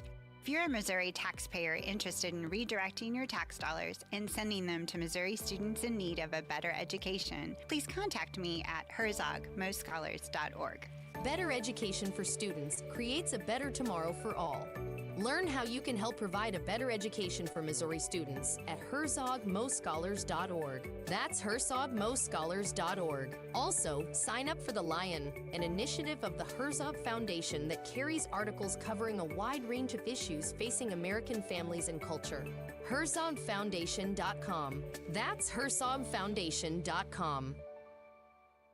Lower your car payment today. Lower your car payment today. Yes, you heard us right. You can lower your car payment right now by making this free call and save up to $1,400 a year on your current car payments. Think about your current car payment right now. What's that costing you per year? Now think about what it would be like to put an extra $1,400 back in your pocket. That's the average savings our customers experience. We can help you drive the same car and pay less every month by lowering your car payments interest rate to as low as 4.67%. At Rate Genius, we can work with you to refinance any car payment. If you qualify, it costs you nothing to find out how you can lower your car payment. To learn more, call this number right now.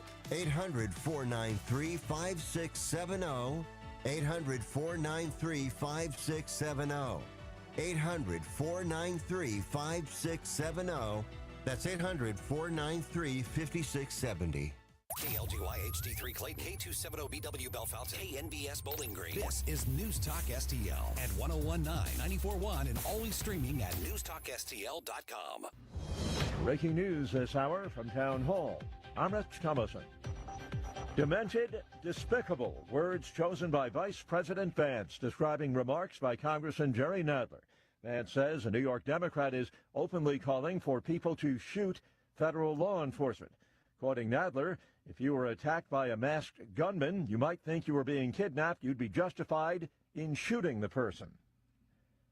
The House has passed a $1 trillion funding bill. It ends a partial government shutdown. By a narrow margin, House lawmakers approved appropriations bills to fund most of the government through the end of the fiscal year. The package included a temporary spending measure for Homeland Security funding that will allow Congress to negotiate changes to immigration enforcement operations. Democrats have demanded changes for ICE and Border Patrol agents following the unrest in Minneapolis.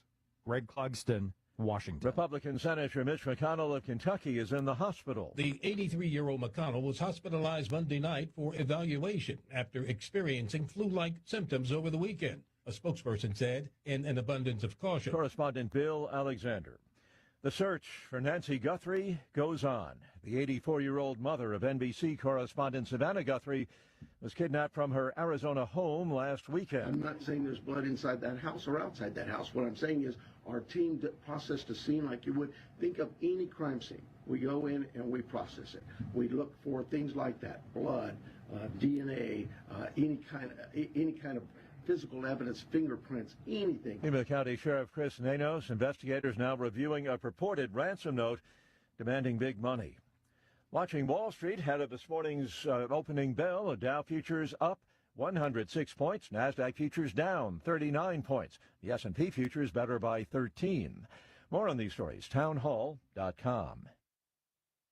Attention investors, this affects you. Silver prices are exploding, with silver exceeding $100 a troy ounce for the first time. Call Advantage Gold at 800-900-8000 to get our free gold and silver investment guide. Plus, you'll also receive a free copy of economist Ken Rogoff's book, Our Dollar, Your Problem, when you call now. Here's why it matters. Silver is a high liquidity, tangible, and affordable precious metal investment that serves as an industrial commodity and a store of value. It often outperforms gold during economic upturns. If you have an IRA or 401k, you can act now. Roll over a portion into a tax-advantaged gold and silver IRA backed by physical metals you actually own. Call Advantage Gold at 800-900-8000 and find out how you can get a tax and penalty-free rollover for a portion of your retirement funds for 2026. Results vary. Consult your financial advisor before investing. Call 800-900-8000. That's 800-900-8000. Call 800-900-8000. From the Michaels Flooring Outlet Weather Center. I'm meteorologist Chance Scott with your first alert forecast. We're tracking temperatures a little bit cooler this afternoon, only going to be making our way into the lower 30s, partly sunny skies, mostly cloudy by Thursday, a high of 41. Then we kick off a major warming trend close to 50 degrees into Friday, mostly sunny. Into the weekend, temperatures back down towards the lower 40s Saturday, upper 40s Sunday, mostly sunny skies. Then into midweek next week, we'll look at more chances of rain. For the first alert for Weather Center, I'm meteorologist Chance Scott. This hour of News Talk STL is brought to you by Rodney and Jen Wallner and the entire Wallner home selling team at Berkshire Hathaway. Call them today at 314-810-SOLD. 314-810-SOLD. The world's best athletes, the biggest stage, the thrill of competition. News Talk STL brings you Winter Game updates 4 times every weekday, starting February 9th. Get the latest results, medal counts, and top stories from the games. Stay connected to all the action as our athletes go for the gold. Brought to you by Corel Roofing and Best Buy Flooring. Details at NewsTalkSTL.com. Hi, I'm Dr. Alan Link, owner of the Dental Link. You've heard ads about teeth in a day, but did you know that you will be chewing on plastic, acrylic teeth? Here at the Dental Link, we can give you porcelain crown and bridge teeth utilizing mini dental implants that function much more like real teeth at about half the cost. Plus, mini dental implants are less invasive, less painful, and your recovery time is much shorter. Give us a call at 314-794-6464 or simply visit us today at thedentallink.com. Mike Ferguson. I don't know how to put this, but I'm kind of a big deal. Susie Moore. They look very aggressive. I think they want to beat me up. Get up, St. Louis. So it's time to get out of bed. Pour yourself the greatest cup of Kofifi the world has ever seen. Rise up with one voice. Drain the swamp and take back our country. Today's the day we're going to do it, and it's time to do it right now, believe me. Mike Ferguson in the morning on News Talk STL. All right, St. Louis City voters really messed up when they elected Alfred Loaded Dice Montgomery sheriff. So should their right to elect future sheriffs be taken away because of it? You know, that's one way to look at it. It's kind of like legislation. You have to pass the bill to know what's in it. You have to elect the guy to know if he's a crook or not. Right. Yeah. So I did not see this this piece of legislation coming. The proposal would change the sheriff's office from elected to appointed. What do you think about that? 314-912-1019. All right. So the key, just pausing for here, to not being overwhelmed by all of the news, Jerome, is to manage how you consume it. It's true. Right? Mm-hmm. You be in control. So that is where RedState comes in. So, Susie, what is hot off the presses, digitally speaking, today? This is the RedState Rundown. Right out of the gate, we've got a column from our friend Adam Turner. The battle for the House has not yet begun. Yes, we are in 2026. Yes, the midterms are now 8 months away. But Adam does a really good breakdown here of, what has been done so far and what we can look forward to and why it may not be quite as dire for the Republicans as the media might want you to believe. Good article to check out, kind of as a primer as we head into midterm season. Next up from Jennifer Oliver O'Connell, we've got jobs Americans won't do. Cameroon illegal recruited, almost graduated from the New Orleans Police Academy. I don't know if you saw this. I saw that. This guy was like days away from graduating from the police academy to be an officer with the New Orleans Police before they realized that he was actually an illegal who had been evading deportation. Whoops. And it's that same gal, Ann Kirkpatrick, the police chief there in New Orleans, who sounded like a ditz after the whole horrible New Year's Day thing. Yeah, she still doesn't have a good answer for this. Check out Jennifer's article on that. It's a good read.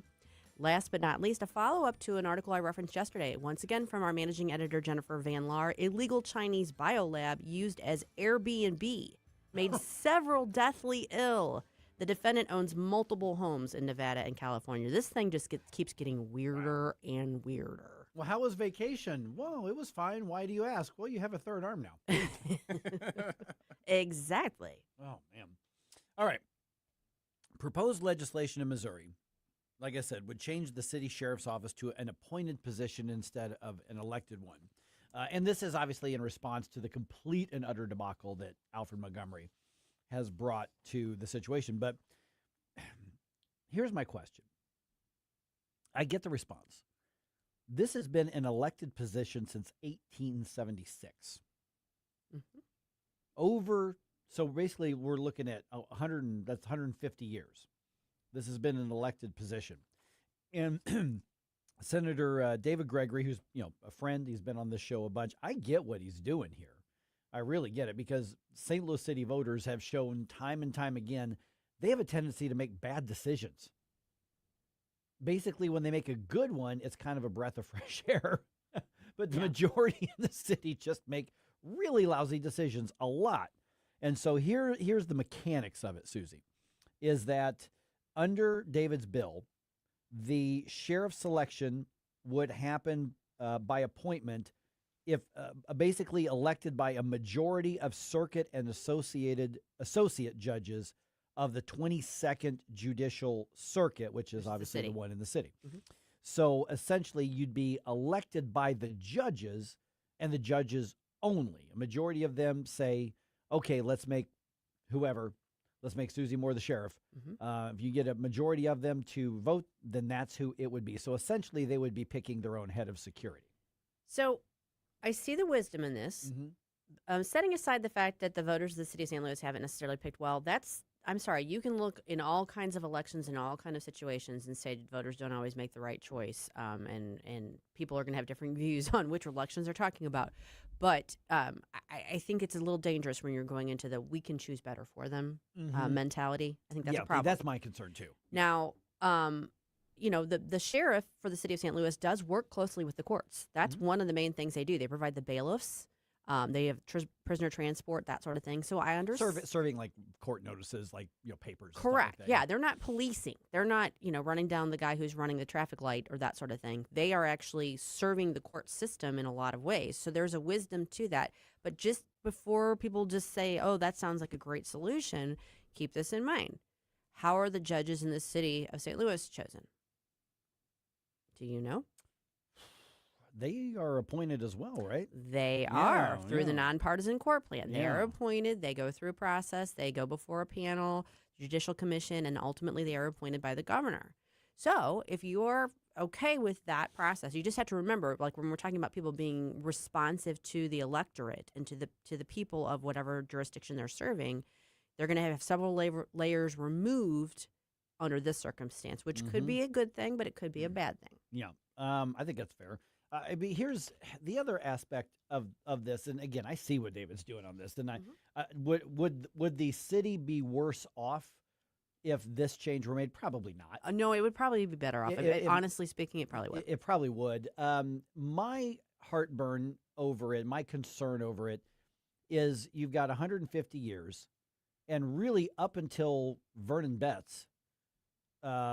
And frankly, the only reason he was like really big in the news on stuff is because of his first kind of feud with Alfred Montgomery a couple of elections ago.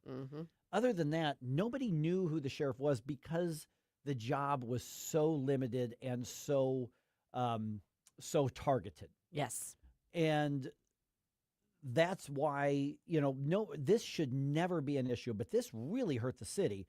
So one louse getting in, I don't think should change an entire system.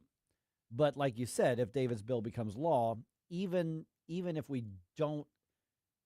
there's some underlying concerns, I think I share the same concerns you've got with it. It might end up being better for that court system and that role. I just like you, I don't like the idea of saying we at this upper level have had enough of you at this lower level making these decisions, so we're going to take away your ability to elect. Right. And I also would suspect there'd probably be a series of challenges because what they're talking about is overruling the city charter. It goes back to the 1800s. Yeah.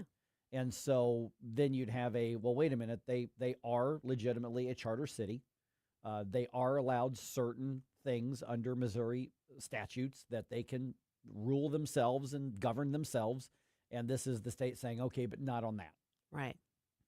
Yeah, so there's a little bit of a paternalistic kind of quality to it. And the other thing I think that's confusing for people is that the sheriff in the city of St. Louis isn't like the sheriff in a lot of locations. Right. They've got that title, but their role and their function is very different. And that's why I think in this particular instance, it might actually be beneficial because the judges are the ones that are going to have to work with the sheriff's department the closest. And so they're going to have a good working relationship. They're going to know who's going to fill this role out and do a good job with it. Right. So this might be a situation where I could be persuaded that it would be okay, but I do have some reservations. Yeah, I mean, I don't want to get into the habit of, all right, voters, we've had enough of you making bad decisions on this. I mean, you can say that about the entire city.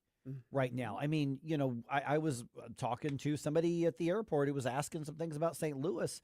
And I said, and the whole, I heard St. Louis is really dangerous. I said, well, a lot of it is, I said, there's the rule kind of code of the road in St. Louis is you don't go into the city at night, right? In a lot of areas. I said, you can say that about a lot of cities. And I pointed out the population of the city of St. Louis, the actual city, not the whole metro area, because we got over 2 million people in the metro area. But the city's population is actually smaller than the population of Wichita, Kansas now.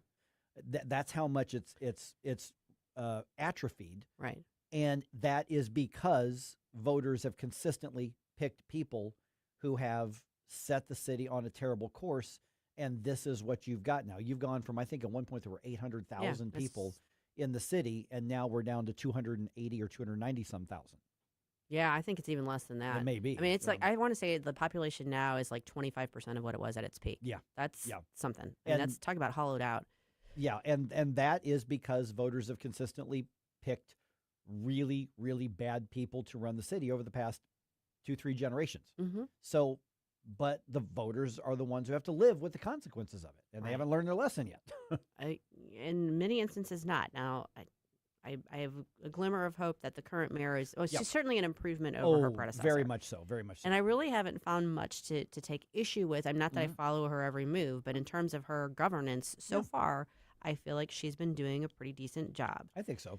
So, they did seem to get that right. Now, is that an argument against, for instance, this proposal here to say, well, wait a minute, voters eventually can right themselves, on this. I mean, getting rid of Tashara Jones was a step in the right direction. Voters had enough. It might be a closer call just because people don't have as much familiarity with what the sheriff does and doesn't do. You get a pretty good idea of what a mayor does, but the sheriff, it is kind of an obscure role in this jurisdiction. It's.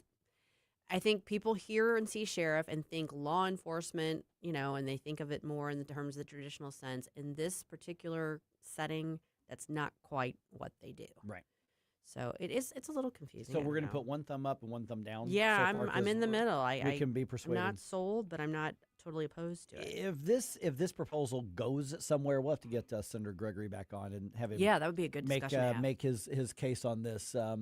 Just because I think it's a big move to address what historically has been one blip of a problem. Now it's been a major issue, but 150 years of things kind of moving on their own, and then one guy fouls everything up. Yeah, no, I think it's a good discussion to have. Sometimes we look to government to fix our culture. Maybe we should get back to improving how we act towards each other. An interesting online discussion got into that. The question was about those simple, basic etiquettes we should all know by now. Let's compare notes at 7:20. Get up, can't you hear the alarm? Get up, this is your cousin. So if we said Mike Ferguson in the morning. It's fire. That's better. But we'd say John's jacket is skippity. On News Talk STL.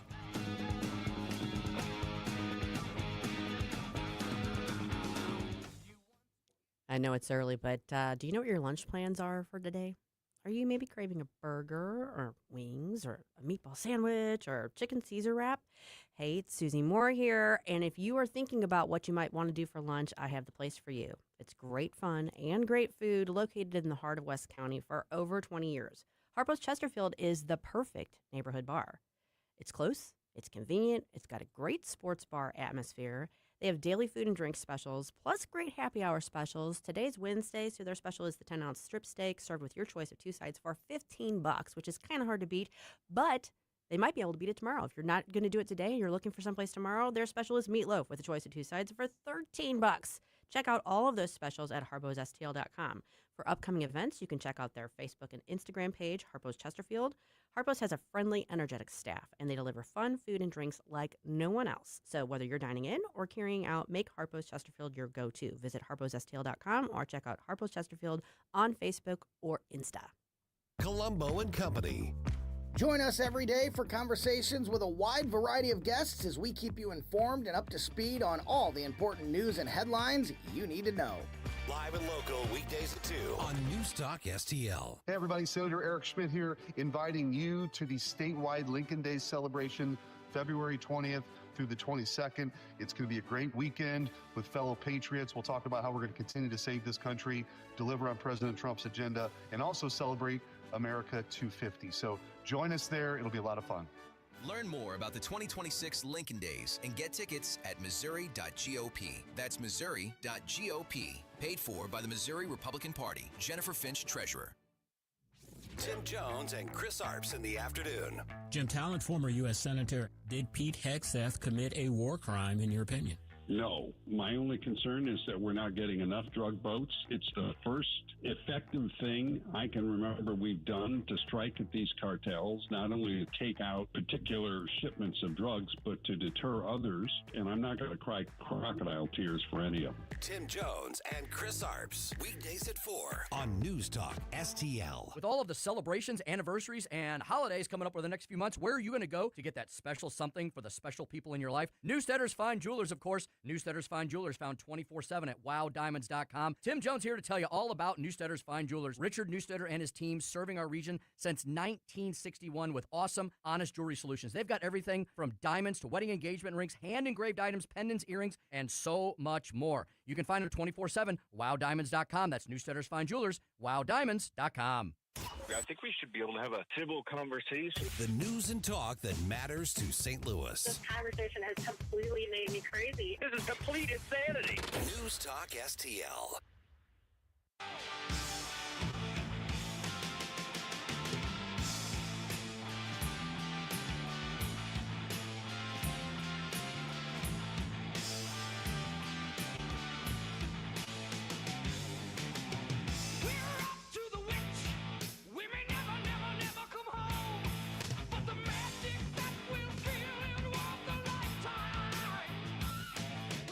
Hey, this is Vince Colonnese. I'll talk to you tonight at 8, but now back to the Mike Ferguson in the Morning Show on News Talk STL.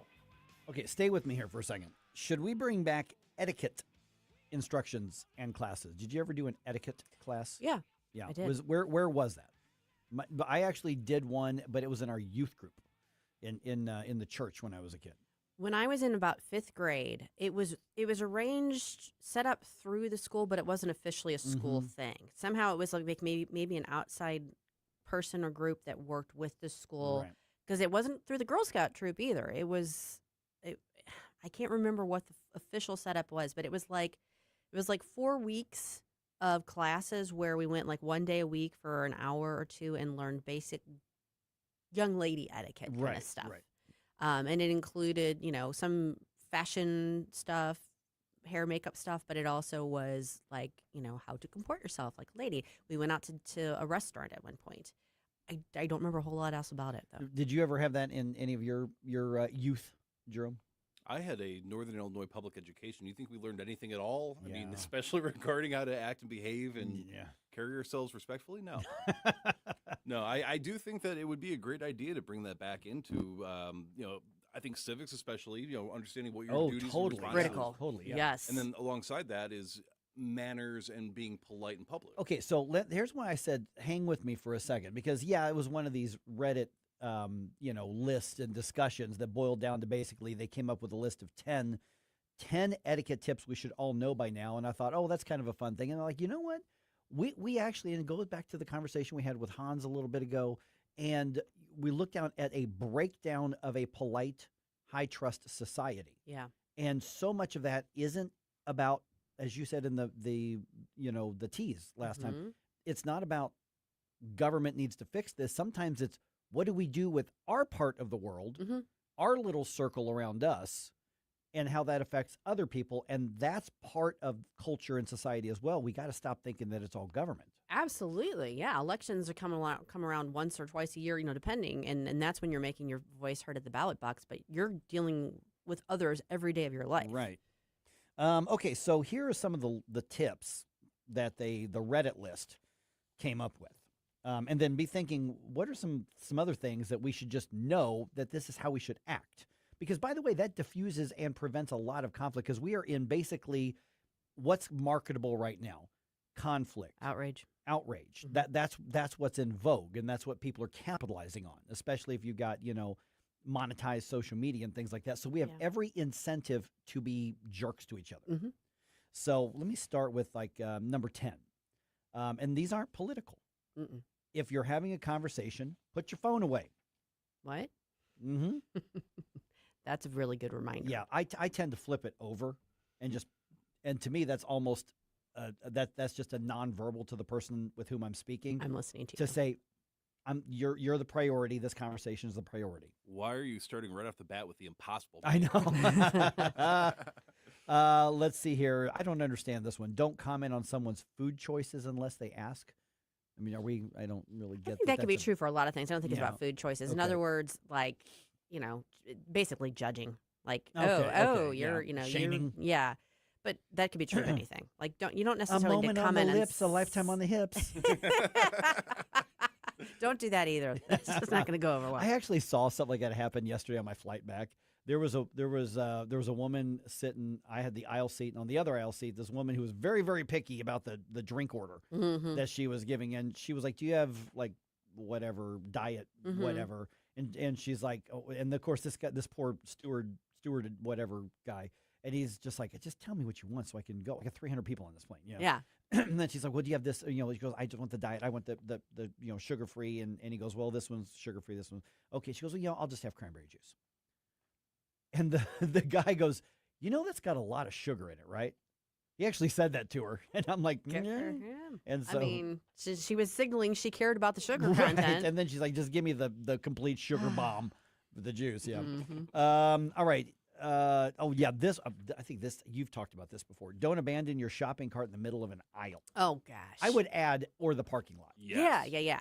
Middle of an aisle, that would be unusual. That's like going out of your way to be Stupid. I mean, like you have to leave the store in a hurry. I don't know why you would do that. Yeah, if there's an emergency, but then, If you're just setting it aside so you can go grab something, then make That's sure it's one out of the thing, way. yeah, Make yeah. sure it's out of the way, though, like not in the middle. I think that's actually a very good moral and ethics test is where you leave your shopping cart. I mean, the ultimate, the best person in the world actually brings it back into the store. But the exception I will add, though, the caveat is if you're at Aldi's, because you have to put the quarter in. Right. If you leave your quarter in and you leave the cart for somebody else, that's a good person thing to do, just not in the parking lot. That's true. Yeah, but the parking lot is key. I actually got a ding on my car because one of those windy days, and I mean, someone was attached to the shopping cart. She just kind of lost control of it. But even so, when you leave it loose, that's going to cause damage. But to other this people. comes to you're thinking of nobody else other than yourself, and etiquette is thinking how you relate to other people. Yes. So that person, I mean, they didn't care that what was going to happen. They just, whatever their convenience was. Yeah. I agree with that. That's like a big moral test kind of thing. Yeah. Return borrowed stuff in the same condition or better. Well, of course. Yeah. Yeah. I mean, that should And just if be not, offer to replace it. Yes. Yes. Yeah, that means, I mean, like, I don't know, you borrow a tool or something, clean the darn thing. Yeah. I mean, it's basically that simple. I try not to borrow stuff too much. I had to borrow tools a couple of times if I just didn't have a certain thing. But clean it, Yeah. It's basic. Yeah. Let's see here. I did not know that people did this. If someone shows you a picture on their phone, don't lean in and start swiping. People do that? I only do if someone tells me go ahead and swipe through. right. But even then, I'm a little reluctant to do that. You don't know what you're going to see. Yeah, no, I've had relatives that are of the older variety. I don't know why they think it's like a picture book or something. They do want to touch it. Well, so I understand if you have like a whole photo album going through all the different photos, but when it's on your phone, I mean, I don't have anything bad that I wouldn't want people seeing, but there's a lot of random stuff that I have, and so I'm like, what are you looking at? Like, this is what I'm showing you what I want you to see. What ends up happening more than anything is they go to touch it and it takes it away, and then they're like, "Oh, I lost it, and you have to get it back." I'm talking quite literally. My grandmother, rest her soul, I love her, but she would go start just swiping, and it's like, this is not Instagram, this is not Facebook, this is just random photos of my phone. But again, what's the underlying, before we get into the top 5 things that these Reddit people came up with, why does this matter? I mean, because again, we think of... I think it's about boundaries. Yeah, yes. Culture is, culture is what we vote for. No, culture is what we create. Yeah. Yes. No. And I think it has to do with respecting boundaries. Yeah. When someone invites you, if they give you an inch, don't take a mile, that sort of thing. Yeah. Same concept. If the service was good, leave a decent tip. Well, that's... Yeah. I do the opposite. I start with like a bundle of money that I want you to see, and if as the service becomes worse and worse, I start taking money away. I've actually heard of people doing that before. Mm-hmm. When my dad was a chaplain for the Illinois State Police, he would talk about they'd meet like for lunch at some cafe or dinner at some cafe, and they would start with a pile of like cash. And then if they were ignored, they'd just reach out and pick one up, put it back in their pocket. All of a sudden, the service got really, really good. Yep. I think you should tip well. I think that's manipulative and kind of passive-aggressive, to be quite honest. And I think if someone gives you poor service, you're perfectly within your rights to give them a minimal tip to let them know you're dissatisfied with it. And certainly during the time you're being served, it's fine to say, hey, could you, address this issue? Yeah. But I think putting the stack of money there and then taking it away, that's kind of like, Right. Now, how about this? Tipping culture, though, has gone crazy. Yeah, COVID messed it up. I mean, it's where was I? I think I was at a coffee shop where it's like you put in your order and then you went and just picked up they poured the coffee and then you did your own thing. But they had a tip jar. I'm like, every place does. Gravity did your job. I mean, you had to pick up a pot of coffee. Right. You didn't even have to do that. You just turn the little spigot thing down. I mean, and so everybody, and they look at you and try to so there's an opposition to tipping. But if you're doing something like it's got a real service, then yeah, I think you should tip. That's part of the cost of it. Let's see here. A couple minutes left. Don't play loud music on public transportation. That's just insensitive. Yeah, you 80s boomboxers. Or have a loud conversation. Or have a loud phone. conversation. No one wants to hear your stuff. Yep. Oh, can I add to that? Yeah. If you have a child with you and they are playing games on their phone, turn the volume down so we don't all have to hear the random sound effects. Yeah, see, but that goes back to the etiquette, that kind of what we're talking about, because in that person's mind, when they let their kid do that, we've all seen it. Well, what my kid wants matters. You should accommodate us instead of us trying to coexist, in a polite way overall. And first of all, teach your kid not to be a jerk. Yeah. Because what you're teaching your kid is your dopamine matters more than everybody else. Right. And the number one was hold the door if somebody's right behind you. Yeah. That's a given too. Yeah. Well, unless they're leaving their cart out in the parking lot, then I hold the door Then closed behind me. slam So they the can't get door. back Yeah, in. exactly. But yeah, I mean, I thought that was interesting because I thought, these are kind of a fun thing. By the way, send us notes on social media. What was missed? Was there anything missed on that? But it's really more about, are we going to try to rebuild what we want instead of outsourcing that to elected and appointed government? I don't want government running my finances. I don't think government should be running education. I don't think government should be running healthcare. I don't want government, basically trying to set the tone. Like when Sean Duffy, he said, you know what, it's up to us to, create a better environment, dress better when you go. I'm like, well, first of all, stop sexually assaulting us at the blue shirt station and then cramming us into sardine cans and tell us that the problem is us. I mean, you guys created that, but it's hard to. But this is a more foundational thing that shouldn't have anything to do with government. I agreed. Another thing of etiquette is, don't ask us when we're going to talk about something after we get done talking about it, because I think that's kind of inconsiderate. The way you could be more, have some more manners in that regard, though, is if you have the free NewsTalk.STL app, then when you're out and about, you can actually listen to us, even when you're not in your car, or you listen to your radio. You can hear us wherever you are, and that means also when you're putting back your shopping cart like a responsible adult. So download the free NewsTalk.STL app and bring us with you wherever you go. We search for the truth. We could die upon the truth. But the Mike Ferguson in the morning. Always be yourself, unless you suck. On NewsTalk.STL.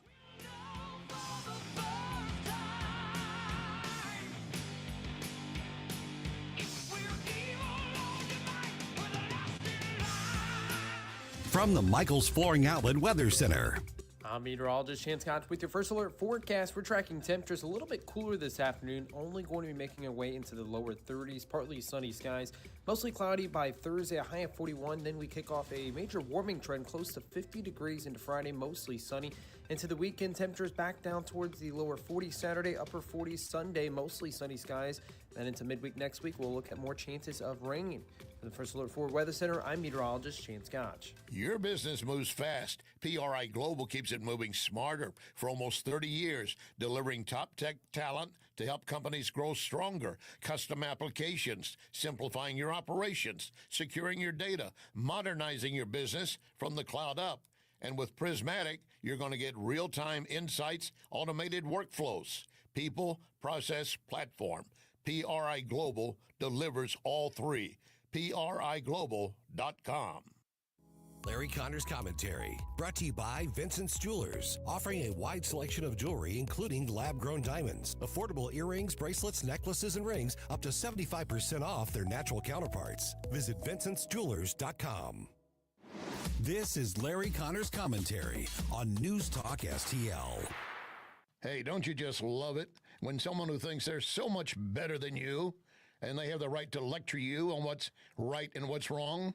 And don't you just love it when they fall flat on their nose? Oh, yeah. I've got an example. I think you're going to love it. At the Grammy Awards, singer Billie Eilish made more than one stupid remark. First of all, do you even know who she is? I'm not surprised if you don't. Either way, when she accepted her Grammy, she made a point to say, as grateful as I feel, I don't think I need to say anything but that no one is illegal on stolen land, and F-ICE. Obviously, she's referring to Americans living on land stolen from the American Indian tribes, and she felt compelled to call all of you out for living on stolen land. But Billie has an issue. Her $3 million mansion sits on the Tonga tribe's ancestral lands. The tribe now wants to have a talk with Billie. I'm not sure they'll even get past the gate of her walled compound. But I think now she will understand the old saying, those who live in glass houses should not be throwing stones. Get more Larry Connors on Larry Connors USA. Tonight at 6 on News Talk STL. I've told you how Tom Shaw Realtors can help you buy, sell homes, farms, acreage. Listen to what Tom Shaw Realtors did in 2025. More than 100 properties sold, $52 million in sales. ShawRealtors.com.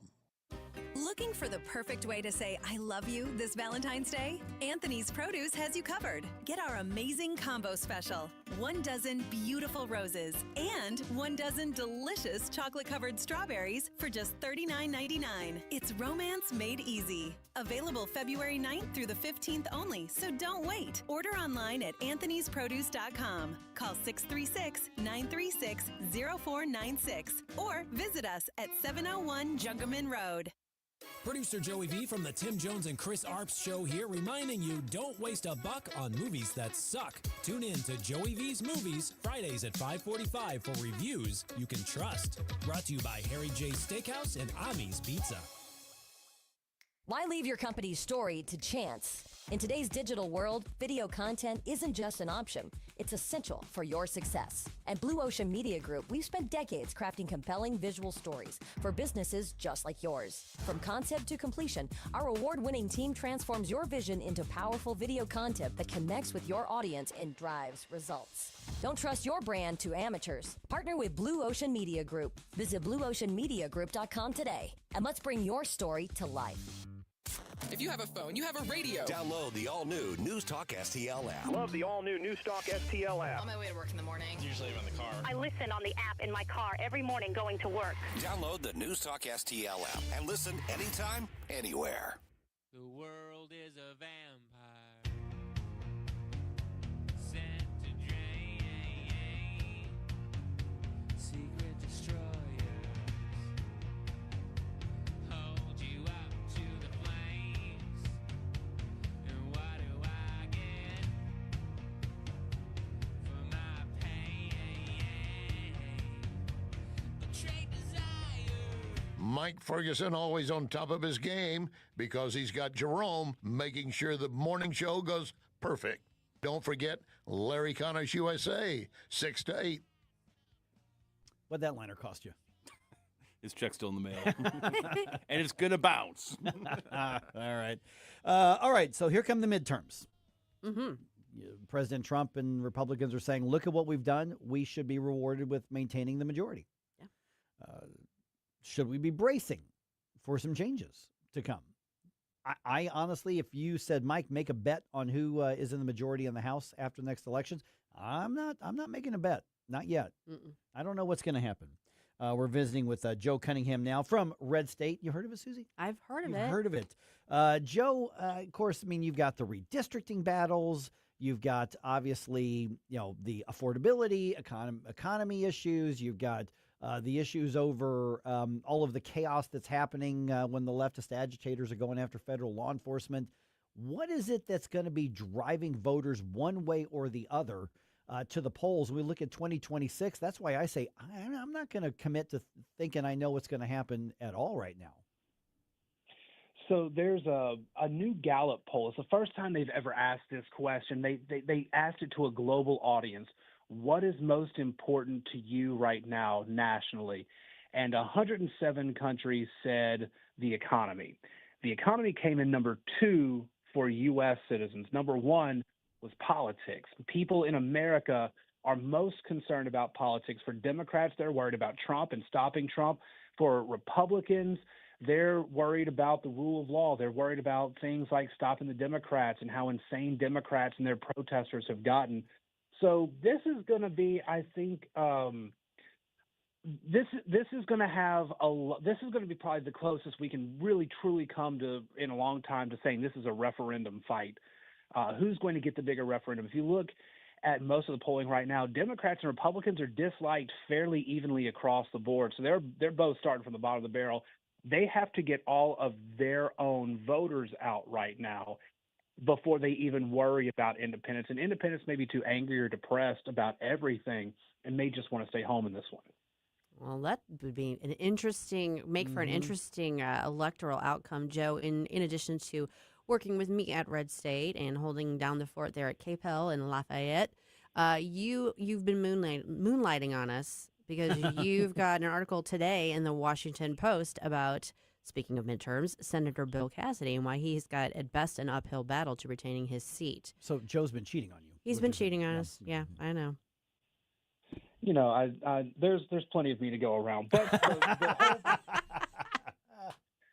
the whole thing, that what makes the Louisiana race so interesting is this isn't going to be a race that determines control of the House or the Senate. But it's very interesting in terms of seeing with the deepest red voting base is how much does Trump's influence carry when he's not on the ballot. So Senator Bill Cassidy is one of the three remaining Republican senators in office who voted to convict Donald Trump in that impeachment trial in 2021. And he and another one, Susan Collins, are up for re-election this year. Trump hasn't done a whole lot with the main race, but for whatever reason in Louisiana, he's gotten involved here, and he has endorsed Julia Letlow, who is a little-known congresswoman from kind of the northwest part of Louisiana, and he endorsed her over Bill Cassidy, and that immediately changed the dynamics of this particular race. Cassidy always had an uphill battle. That vote to convict Trump, his vote for the Biden infrastructure package at the start of Biden's term, a couple other things that he had done really left a sour taste in Republican voters' mouths in Louisiana. But Cassidy has kind of always played it as a moderate.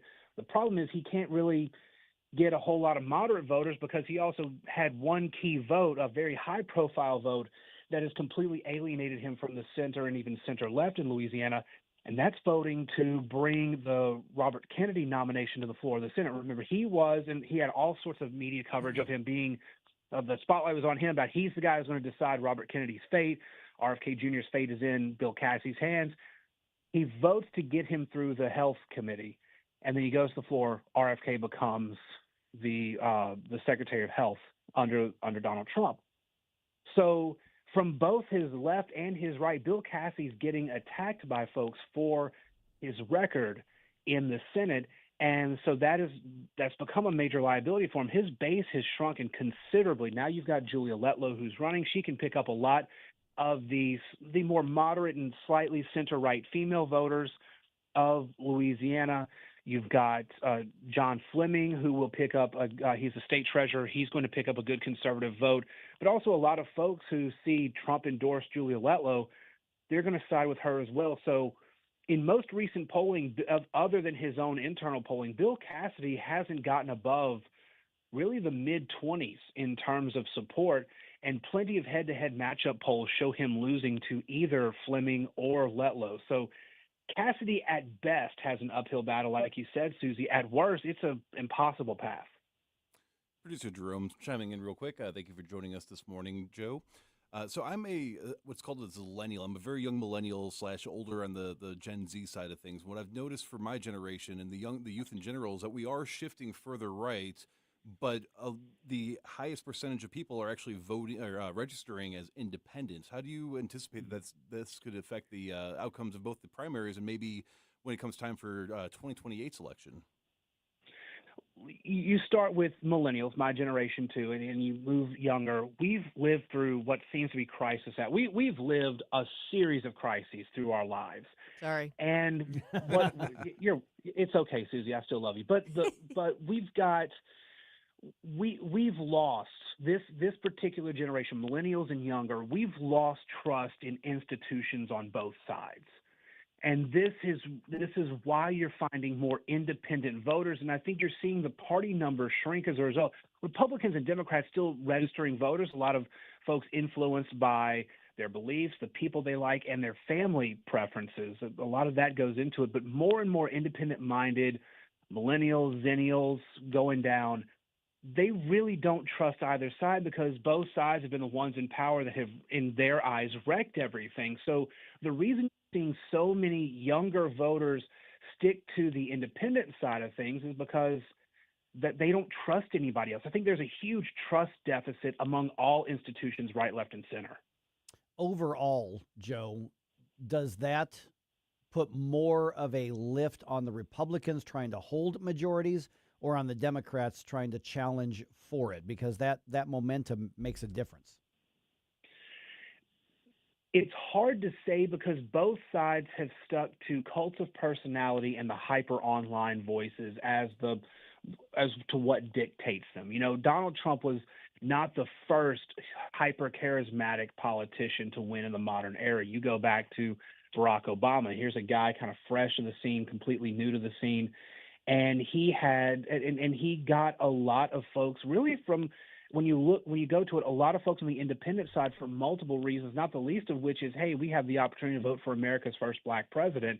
He's an articulate, smart guy. He's new to the scene. He seemed like somebody we could trust. And then, you know, Donald Trump comes along, and Donald Trump really turns that cult of personality up to 10. Love or hate Donald Trump, there is a very noticeable cult of personality surrounding him where a lot of folks dictate their behaviors on what Trump says or does, which has led among some public officials to them kind of, shifting their whole ideologies, their whole belief systems, their policy preferences based on what Trump is dictating at the time. And as both parties kind of lean into the cult of personality and the hyper online, the progressive left, the hyper online progressive left is all but dictating what the Democrat Party does. You're going to find that that's going to be the biggest problem for both sides is how do you get rational, good policy out when you are stuck dealing with, you know, these very loud, very charismatic voices on both sides. All right, Joe Cunningham from RedState. RedState.com is where we can find most of your work. And then it was Washington, where your article is up now? The Washington Post, the opinion section there on Bill Cassidy. All right, Joe, thanks again, man. We'll talk to you soon. Thank y'all very much. Thanks, Joe. It is Bump Day. Bump Day. What day is it? Bump Day. Bump Day. Which is your weekly reminder to get your suggested bump music in to producer Jerome so that he can play it for us on Flashback Friday. Let him know. Look him up. Tag him on socials. Send it in.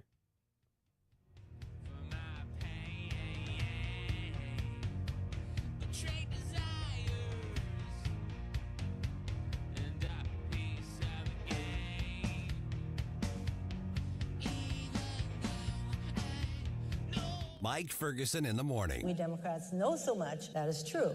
And we have to kind of tell everybody how smart we are. On NewsTalk STL. Hi, it's Ken Williams, and my favorite Capriati sandwich is the Capastrami. You've got hot pastrami, melty Swiss cheese, crunchy coleslaw, and zesty Russian dressing. What else do you need? I love Capriati's, and you will too. On Manchester at McKnight in Rock Hill. License number GL2500615. Hey, it's good to see you. Home power used to be simple. Now the car plugs in, the scooter plugs in, the space heater plugs in, and your electric panel starts popping. That sounds bad, but I like popcorn. Popcorn is great, sparks are not. Call Grasser. We'll upgrade your panel so you can run it all. Electric and plumbing, the Grasser way. Green is always Grasser at GrasserHomeServices.com. It's more than a rebellion. When your teen is slipping into drugs or alcohol, when social media and pornography consume their time and their mind, when depression and even suicidal thoughts cast a shadow over your home, as a parent, you feel powerless. There is hope. At Turnabout Ranch, troubled teens step away from the chaos and into a clarity of nature on a working cattle ranch. Care for horses, learn responsibility, build trust, and rediscover purpose. It isn't theory, it's real work, real therapy, real healing. Families from across the country have found transformation right here, just when they thought hope was gone. If your teen is struggling with addiction, harmful online behaviors, even weight management, call right now and get the help you all need. 800-219-2494. 800-219-2494. 800-219-2494. That's 800-219-2494.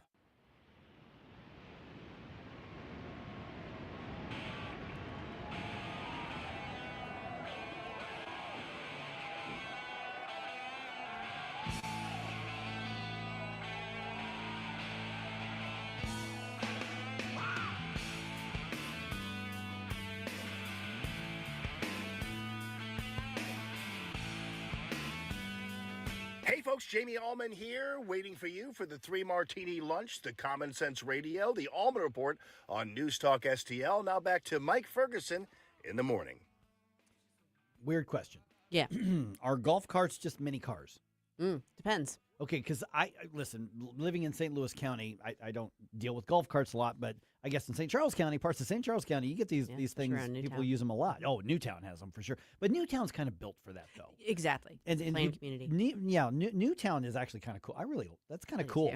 yeah. It's really a neat area, but it was like, planned to be, that walkable thing. It's because, I don't know if they still live there, but some friends that we would go visit, that was really, that's a cool I place. like Newtown. It really is. Yeah. But in parts of St. Charles County, that's a mode of transportation for a lot of people. The last time I saw that, I was visiting my mom's cousin in Fort Myers, Florida, where she lives in one of these. Like the villages, but yes, not, right. Exactly. One of those, very expensive, whatever.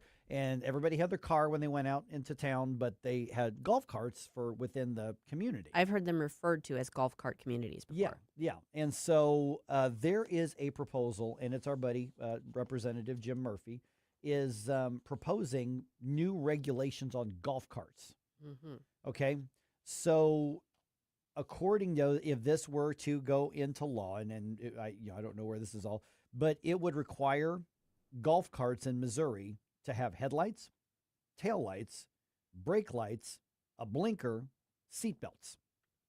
Which basically makes it a car. Makes it a car, but they're not cars. Kind of like a mini Jeep. Yeah, they're exactly. And it would limit the use of golf carts to roads that have speed limits of 25 miles per hour, obviously, or less. Mm-hmm. That kind of makes sense. I mean, do you want a golf cart, like, let me jump on the highway real quick to get from this to the next one? And no, you don't want to do that. And State Rep Jim Murphy this is Channel 4's article on this. I found this. He's quoted as saying, "I almost ran over a number of children driving down the middle of the road wildly with a golf cart." And this was, I don't know where this happened. Probably but in South St. Louis County. where he lives, yeah. And so he said, he's just seen people just kind of be dumb with golf carts. And so now he's putting that out there to say, well, if people are going to drive them like cars, then let's regulate them like cars. I don't know. I mean, to me, it makes more sense to say, here's where you can use a golf cart. Here's where you can't. Our boss, Jeff, last time the golf cart thing came up, he goes, oh, no, Fallon, I guess people use them just for local stuff all the time, and you see them whizzing around like crazy because you don't need a license to drive a golf cart. Right. Well, that right there opens up some questions, So, too. like, a kid can You're drive a talking golf about cart. them being on the road. They're basically bumper cars unleashed from the amusement park. Yeah, it sounds like you're trying to regulate the entire cart because a couple Right. people. But if somebody's riding their bicycle like a motorcycle, you're going to start regulating bikes like motorcycles. Then I mean, Or what about like we've had conversations on the little bird scooters on that because kids were, and we saw it when we were downtown. Oh, gosh, This yeah, it station got was really downtown. bad for a while. Oh, it was really bad because the kids would get these scooters and they finally geo-fenced them so a kid could be on a scooter and all of a sudden if it crossed the imaginary force field line, it would just stop. But golf carts, they're not built, they're not designed to be road vehicles. Little piece of trivia for you. Yeah. Originally, what we're referring to were called, well, and they still are, they're called golf cars. No T. Oh. But that has to do, now they've made the distinction between, those are what you actually drive around a golf course. Right. And golf cart, which is what you're seeing people drive around on the street. But yeah, I represented one of the major manufacturers of golf cars back in the day, and I learned that lesson because he would say, no, those are golf cars. They're golf cars. I was like, oh, okay. And why would there be a distinction? Well, at that point, I don't think that the golf cart had become as much of a thing yet. People were just calling golf cars golf carts, and he was like, no, that's a misnomer. It's actually golf car. Now I think they are legitimately distinguished. The big distinction being whether you're using it primarily for the golf course or to tool around town. Right. And the golf cart is what Murphy is actually talking about here. But yeah, then it's like, okay, if we're going to get that granular in terms of how we're regulating these vehicles, then should people have a license for them? Going back to one of the communities, PMS says that, where'd it go? A lot of swingers from Swing Haven moved to Newtown. That's why it's a golf cart community for a reason. It's easier to get around if you know what he means. I'm assuming swinger means like golfers. A lot of golfers. Let's go with that. I don't think that's how he means it. Let's go with that. Because my uncle lives in St. Charles, and you'll occasionally see people I'm going to call them golf carts, but yeah, I see them driving around, but they're not really in anybody's actual way. So I think it should have more to do with, are the roads large enough to share with golf cart people? And is it a matter of, I mean, again, if kids are swerving around in one on the road, that sounds like an entirely different issue compared to it just being an issue of the cart themselves. Yeah, I mean, Richmond Heights, I don't know that I've ever seen golf carts going around town, and the neighborhood that my house is in is one that would kind of be sort of perfect for that because the roads are fairly wide, but it's also kind of hilly. So, if you're running low on your charge, you may be pushing that might be an issue. Your golf cart up there. But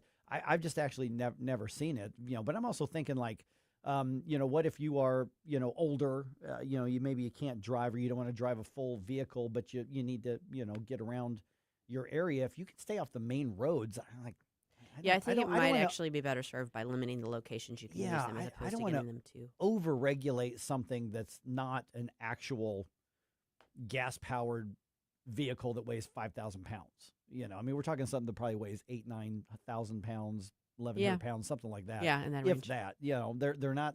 So I don't want to cut off an option for somebody who otherwise would not be able to get themselves around somewhere else. Not an easy answer to that. Yeah.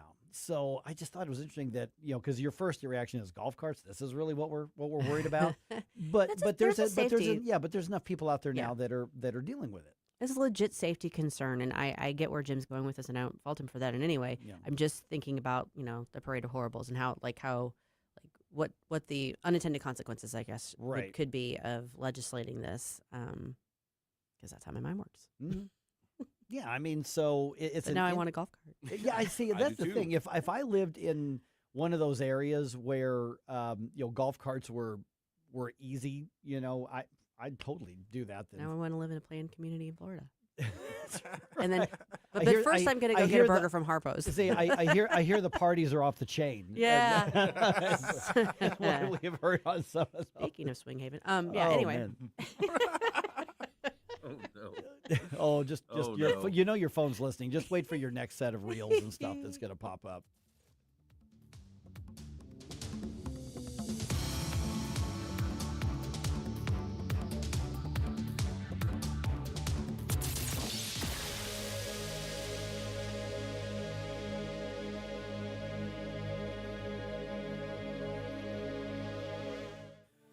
One in 4 women will have an abortion before the age of 45 in this country. That's the tragedy we must work to stop. Mike Ferguson from The Morning Show here, and that is why Reach Reproductive Health is here, to empower parents to save the lives of innocent children and to see these families come to Christ. And you can be a part of saving and changing lives. So pray and visit outreachforlife.org to learn more, volunteer, and donate. That's outreachforlife.org. Streaming TV is where it's at. It's not about cutting the cord anymore. That's old news. It's all about your customized TV options. With the best and cheapest high-speed internet and your own TV subscriptions, we've got your dream TV lineup. Between wired and satellite internet and TV, you now have tons of options. Save money and get more internet speed and better TV today by calling the Whole Home Connect. We scan your location and offer you the best TV and internet options. And we always have specials and promotions. So when you call, ask about that. Take 5 minutes of your time, make this free call now, and learn how to save money and get better internet and TV for your home anywhere in the U.S. Make this simple and free call now. 800-257-1632. 800-257-1632. 800-257-1632. That's 800-257-1632. Number 1 for live and local Conservative talk. You can take these facts. I know for a fact. It's just about time. It's not now. When? Oh, there's just so much to say and not enough time to say it or do it. Oh, I'm sorry. This is our country. This is the country that you and I love. I'm kind of not surprised. Man, that's what they need. Very upset. A lot of fear. I agree with that, and who couldn't agree with it? It's a fact. 101.9 and 94.1. St. Louis is number 1 for conservative talk. News Talk STL. We'll prevail. KLGY HD3 Clayton, K270BW Bellefonte, KNBS Bowling Green. This is News Talk STL at 101.9, 94.1, and always streaming at NewsTalkSTL.com. Breaking news this hour from Town Hall. I'm Rich Thomason. Well, this one didn't last very long. The latest government shutdown is over, with President Trump quickly signing a bill to end it. Although some uncertainty remains, as correspondent Ed Donahue explains. The bill only covers 2 weeks of funding for the Department of Homeland Security. Texas Democrat Lizzie Fletcher says there should be a higher priority. We don't have 2 weeks when Americans are being killed, detained, harassed, and silenced by their government. President Trump says he wants the debate to include getting rid of sanctuary cities. I can't believe in Minnesota that they want to have murderers walking all over the streets. I just don't believe it.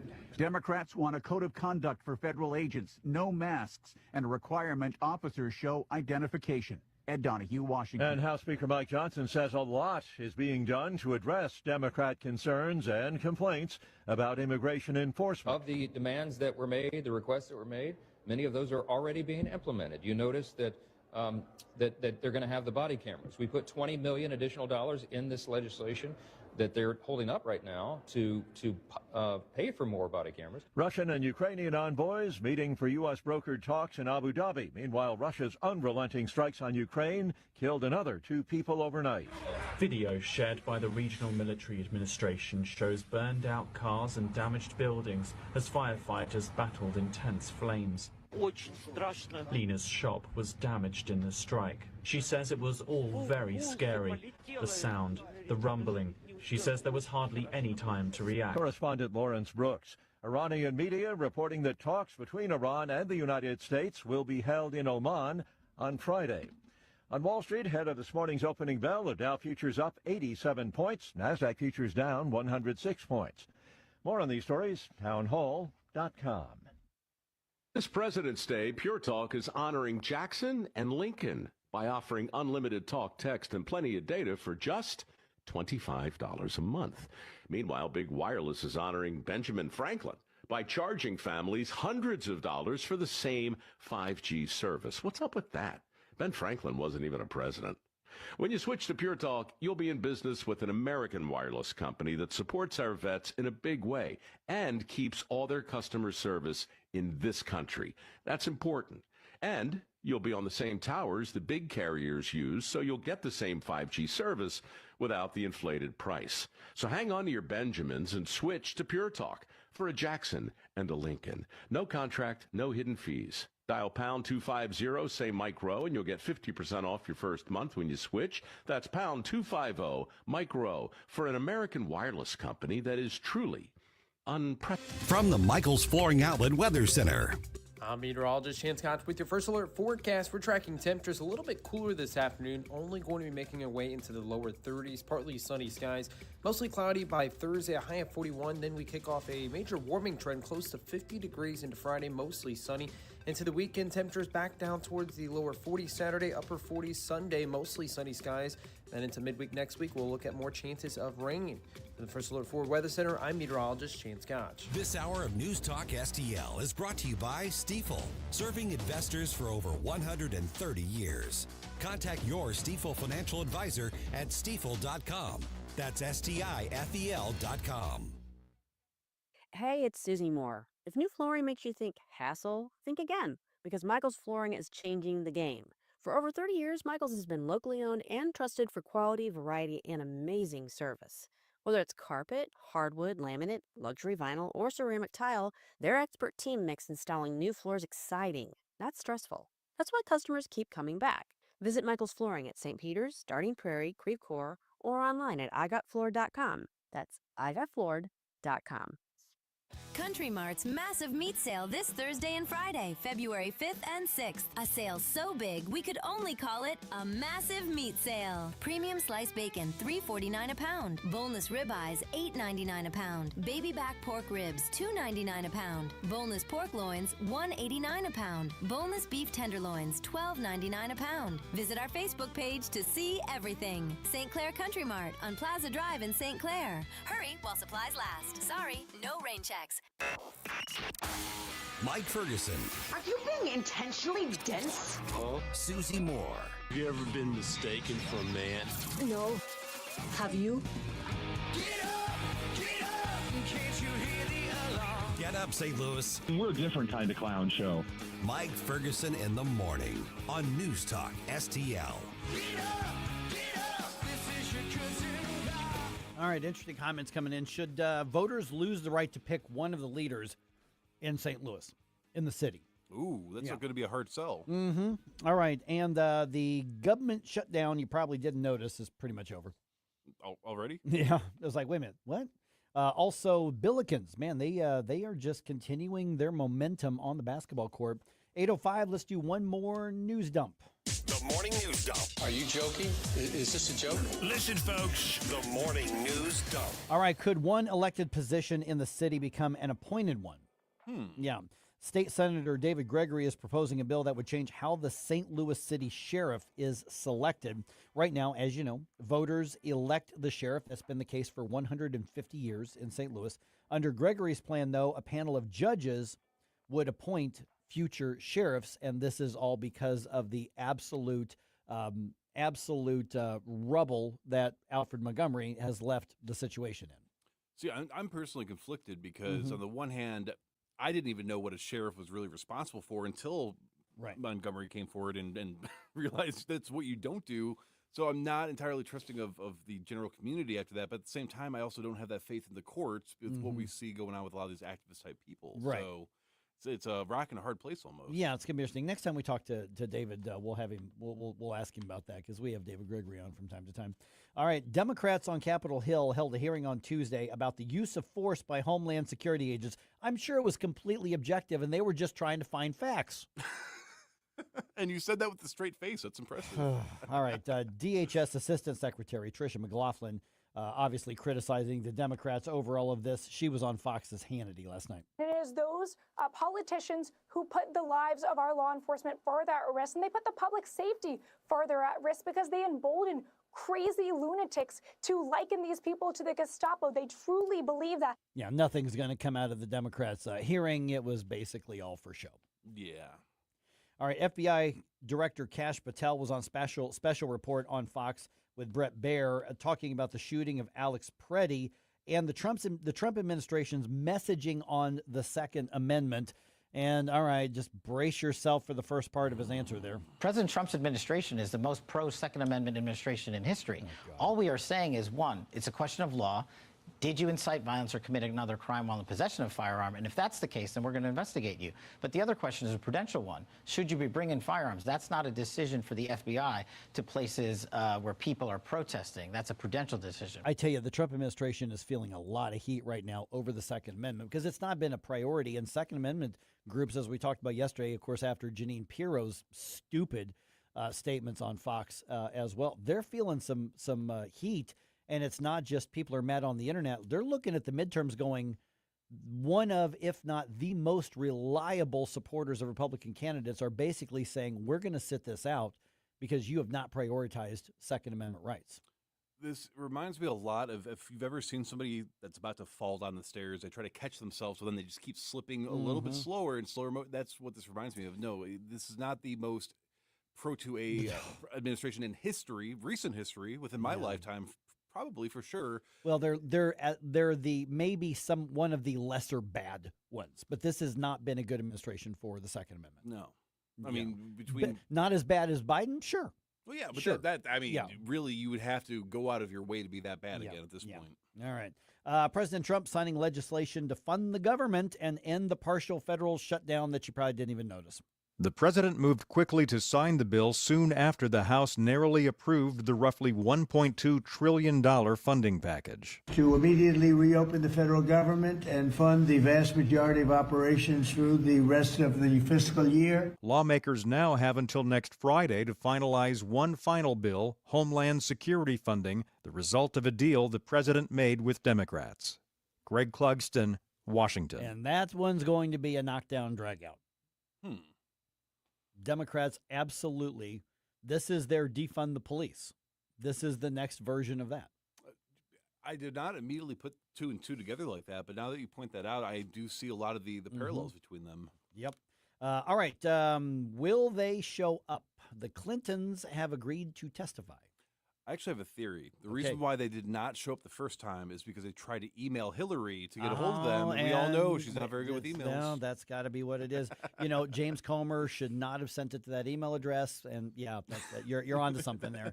All right, Bill and Hillary Clinton are expected to appear before House lawmakers later this month to talk about their relationship and what they knew about Jeffrey Epstein and all of the activities surrounding him.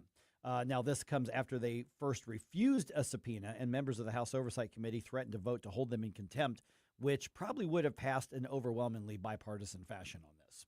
Yeah, with how deep we are into everything going on regarding the Epstein case, and files, I should say. The case is already over, but the files, I cannot imagine either side claiming a political victory if they were not going to hold Bill Clinton and Hillary accountable to show up to talk to them. Here's Congressman James Comer. Unlike President Trump, neither Clinton has ever answered any questions about Epstein. They've never done a sit-down interview. They've never talked about it. And that was from Fox's The Ingram Angle.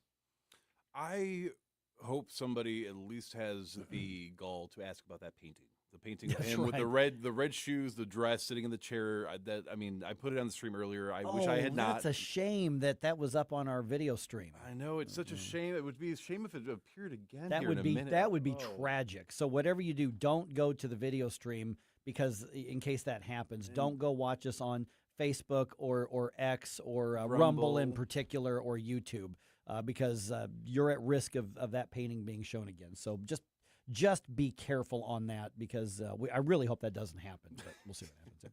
All right, here's one of those things. I mentioned this earlier. Times are a-changing things, and I knew when I wrote this story that you probably would not have any idea what we were talking about, because it's just a generational thing. The days of making your fruit juice from a frozen log of fruit are apparently on the way out. Okay, a frozen log of fruit was not words I ever thought would be in a sentence together. Right. So is it like they took the fruits and put them in a block of ice, or basically, and then crushed it into this tube, and then you had you ever seen the tubes, like you get the bakery, the biscuits, croissant, that's in those tubes. Think of one that's a little bit bigger, but it was paper on the outside and some plastic on each side, and then you pulled the plastic off and pulled the paper off. You had this basically frozen fruit concentrate.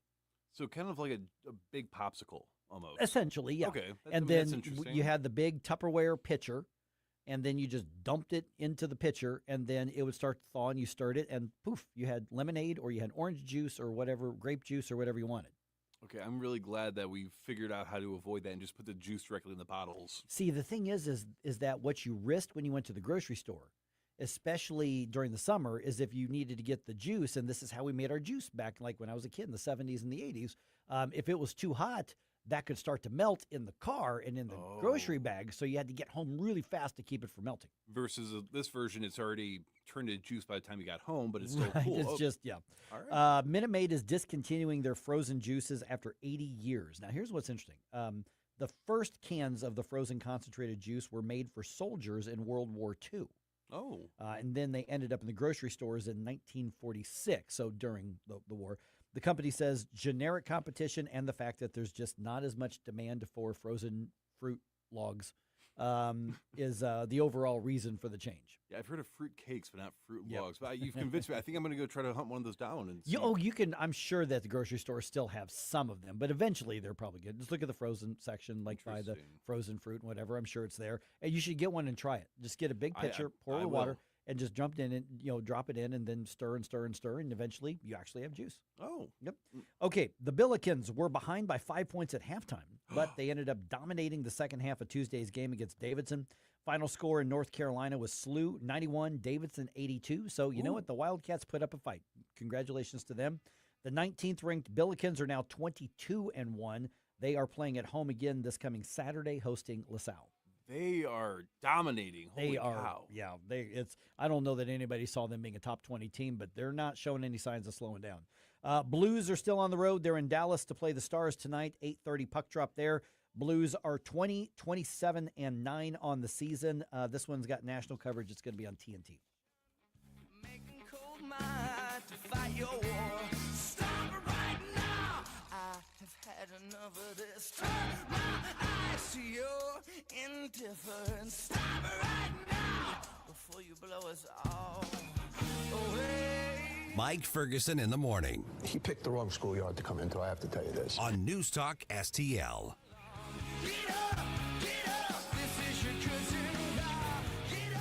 It's not pleasant to hear it, but Missouri is falling behind in its spending of state tax dollars, education, and health care. But there are ways to get Missouri moving forward again and produce a better life for all of us. That's why we at the Show Me Institute put together a 2026 Missouri Blueprint, a roadmap on how the state can move to a brighter future. The blueprint covers policy ideas from taxes to government transparency, from education to healthcare and budget reform. Let's allow students to attend the school of their choice. Let's adopt new proven methods to help the many school kids who can barely read. Let's limit state spending growth for Missouri's long-term financial stability. And let's invest in future needs with more nuclear energy. Why not common sense reforms to make things better for all Missourians? Check out our 2026 Missouri Blueprint, moving Missouri forward at showmeinstitute.org. The Show Me Minute has been brought to you by Show Me Institute and Show Me Opportunity. Connor Roofing, you can count on Connor. Connor Roofing is now a two-time winner of the National Best of the Best Award for customer satisfaction for roofing, storm damage restoration, siding, gutters, both residential and commercial. Please visit ConnorRoofing.com for an estimate. And remember, you can count on Connor. Do you own a timeshare? Well, face the facts. You made a mistake. You made a bad purchase. A timeshare is not an investment. It's a money pit that continues forever. If you use your timeshare, that's great. But if you don't and you want to legally get out of your contract, call my friends right now at the Timeshare Exit Hotline. They're an experienced team of lawyers who help good people like you get out of a timeshare contract that they just don't want. Don't throw away your money on maintenance fees. Use it for things you really want. We can help you end your timeshare contract and stop the money drain immediately. If you're ready to move on with your timeshare, call our team right now. Cancel your timeshare now with this free call. 800-524-1641. 800-524-1641. 800-524-1641. That's 800-524-1641. This app is absolutely fantastic. Yes, I listen on my phone. If you have a phone, you have a radio. It is awesome. Download the all-new News Talk STL app and listen anytime, anywhere. Everybody sing, hey, yeah. Don't turn it out till we get no more. Let's get this thing shaking like a disco ball. This is your last warning, a courtesy call. I am not afraid of the storm that comes my way. When it hits, it shakes me to the core and makes me stronger. Hi, it's Vic Porcelli. And Ken. Hi, Ken. Hey, Vic. Ken and I are on every Monday through Friday here on News Talk STL. Right now, you're listening to Mike Ferguson in the morning on 101.9 and 94.1 News Talk STL. Whoosh, my morning people. Okay, in Minneapolis right now, Border Czar Tom Homan is actually speaking to the press. Let's drop in and just get a minute or so of that real quick.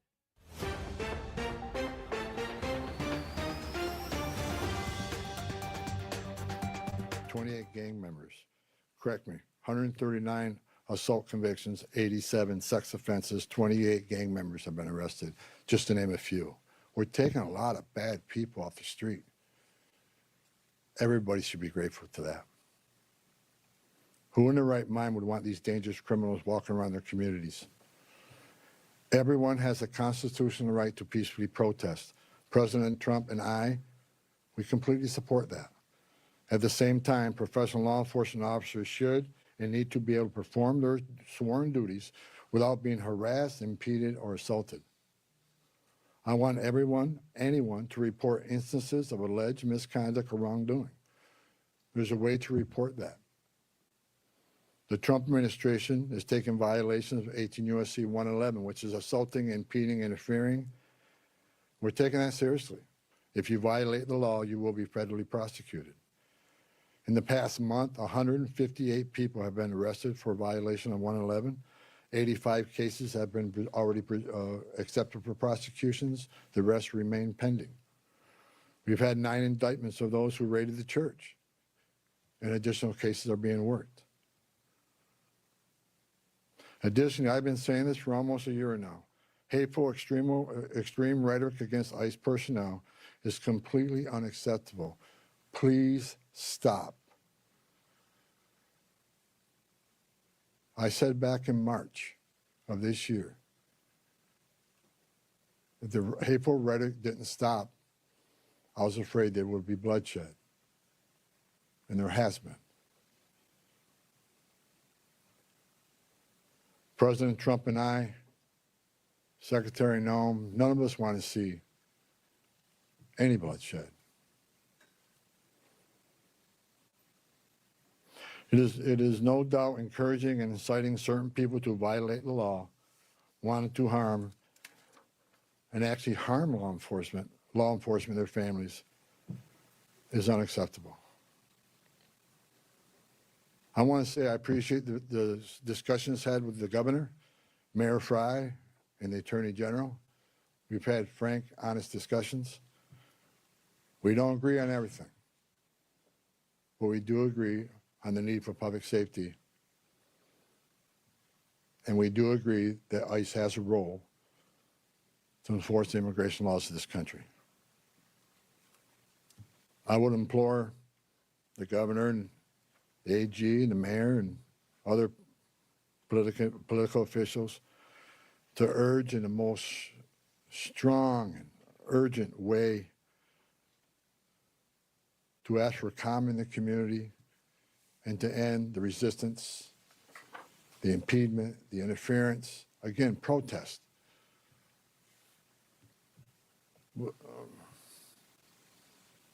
But stop impeding, stop interfering, stop violating the law, because we will arrest you. In closing, President Trump and I would like to thank the men and women of ICE, Border Patrol, and other federal agencies on the ground here for your dedication to the oath you swore to enforce the federal laws and promote public safety through the work you do. It hasn't been easy. I know the sacrifices you made. I know the sacrifices your families make. I know your families worry about you every day. I know you've been away from birthdays and anniversaries and holidays. I appreciate every one of you. I wore that green uniform. I love the United States Border Patrol. I was an ICE agent. I know the job you have. I know the tragedies you've seen. The president is with you.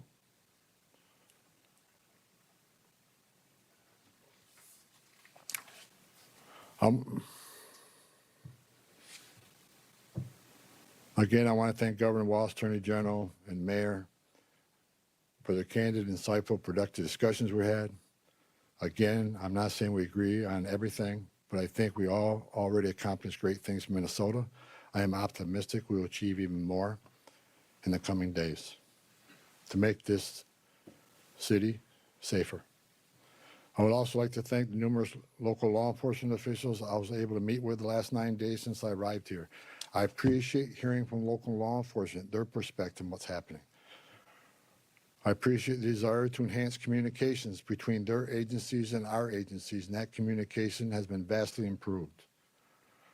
I truly appreciate your commitment to respond to federal law enforcement in a time of need. Every chief I talked to, every one of them, promised to respond to any public safety issue when our officers out doing their sworn duty and people start crossing the line and they start impediment, interference. Every police chief has committed to doing their job and enforce public safety.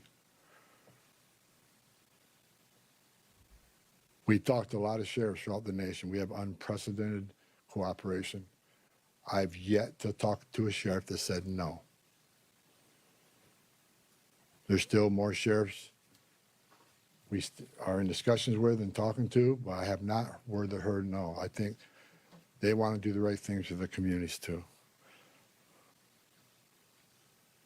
Lastly, I'd like to thank President Trump for his steadfast leadership and commitment to law enforcement, public safety, and prosperity. I've said this many times. I've worked for 6 presidents and 10 administrations. When it comes to public safety, border security, immigration enforcement, no one's done it better than President Trump. His success is unprecedented. Later on today, Secretary Noem is having a press conference on our southern border, the most secure border in the history of this nation, because of the leadership of President Trump and the men and women over there wearing a green uniform. Most secure border in the history of this country, which means less children are dying making that journey, less women and children are being sex trafficked, less fentanyl getting this country to kill our young people, less known suspected terrorists being released in this country. The most secure border in a lifetime gives us the strongest national security we've seen. You can't have strong national security without strong border security. I wish I could be at that press conference, but the president has called me here. I just had a small part in it.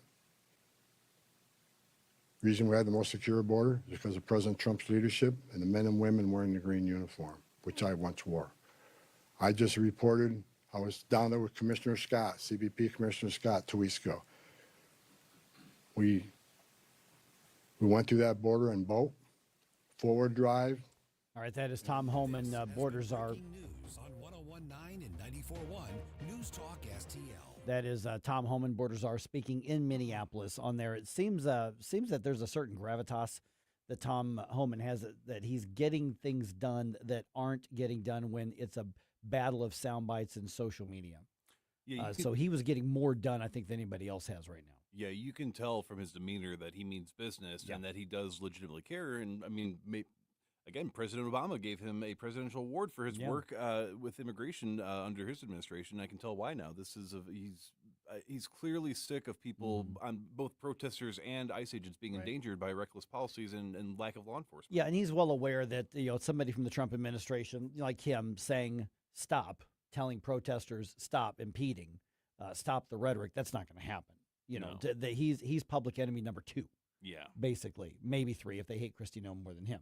So that's not going to do it. But when he's talking about, the local police saying we're going to respond now, and I don't, obviously none of us are privy to whatever those discussions with Jacob Fry or Tim Walz or Keith Ellison happened, but assuming that they aren't going to react and try to pull back from whatever discussion they had, it looks like there's going to be some changes in the right direction in Minnesota. Now, we'll see. Now, remember, a lot of these protesters, these are presented as just the community rising up, just like we saw with Ferguson here after Michael Brown created, but we also know that there are some of these hordes, they get moved around and they go and agitate all over the country.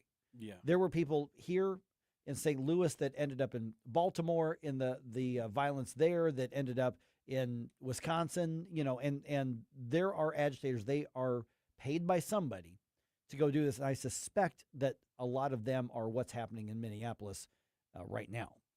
Well, I actually have a contact in Minneapolis. He didn't want to do a voice recording because he's afraid of his voice somehow being linked to him or being identified. But he said that in Minneapolis, the average person is actually terrified right now because there are so many people that they know are not from the communities showing up and then causing problems. And they are actually, the average person, even this person's a little bit more left-leaning, but the average person is actually more afraid of getting targeted by the protesters who are sometimes going around trying to identify, make sure you're not ICE, than they are the actual ICE agents themselves. And I think so when that frost hit and it got super cold, there were a lot less protesters in the streets. And he said, we literally, everybody, his family, his friends, his neighbors are all like, thank goodness it's so cold. It's too cold for them to come walking around. Yeah, because we've seen the agitators all over. All right, so Tom Homan delivering some, and political speeches are political speeches. But this one, I think, is really setting a tone. And it is obviously in the politicians' best interest to get on board. But the Democrats are going to have to find a way to spin it to where they say we're not kowtowing. We're not, but Jacob Fry, who just barely got reelected, Tim Walz, obviously his career's basically over at this point, not running for reelection. He's been run out on a rail. Keith Ellison probably can stay attorney general as long as he wants on there. But at some point, the longer this goes, and even those on the center left can see that this violence is a reaction to the violent protest. media tries to frame this as this is chaos because ICE is basically coming in with heavy-handed tactics. The more that we see what happens, the more people are realizing, no, this is the violent agitation of the leftist protesters, and even those in the center on the left they're being forced to acknowledge that. And those who won't, they're just very tribal and they're never going to. So essentially what you had is Tom Homan making out a very logical case, but it sounds to me like he's doubling down. We're not going anywhere. Your violence is not going to end our efforts here. And then as we just came in there, he's listing off all the numbers of rapists and murderers and traffickers and all of that they've gotten off the street, and just very simply saying, who in their right mind wants these people in your community? Well, very simple, very powerful. Yeah, no, and that's one of the things I do like about Homan is that when he speaks, you can tell it does not seem like he's trying to get into a highlight reel to be clipped or whatever. I mean, he even said, I appreciate Walls and Fry for talking with me. You know, he's extending that olive branch, but you can tell he's serious. He means business, and he's absolutely correct that there is. It's easier for people not in these communities to look as an outsider and say, see, they're, these anti-ICE people are doing the right thing. But the people within these communities are clearly saying something else, or else Homan wouldn't have been showing up into his press conference. Right. Yeah. All right. Yeah. So we're going to chat with. We actually had a really interesting chat with Hans von Spakovsky a little bit earlier about this violence, and so let's give everybody a crack at that here in just a couple of minutes. Now, also, we if you are not sure what we were just talking about, if you tune in a little bit later, don't worry. We have an amazing podcast, the Mike Ferguson in the Morning podcast, which you can find on Omni and Apple Podcasts, Spotify, pretty much anywhere that you have your favorite podcast platforms. You can check it out. I'll have that up for you in about an hour here, and you can listen to the first 2 hours in case you missed those as well.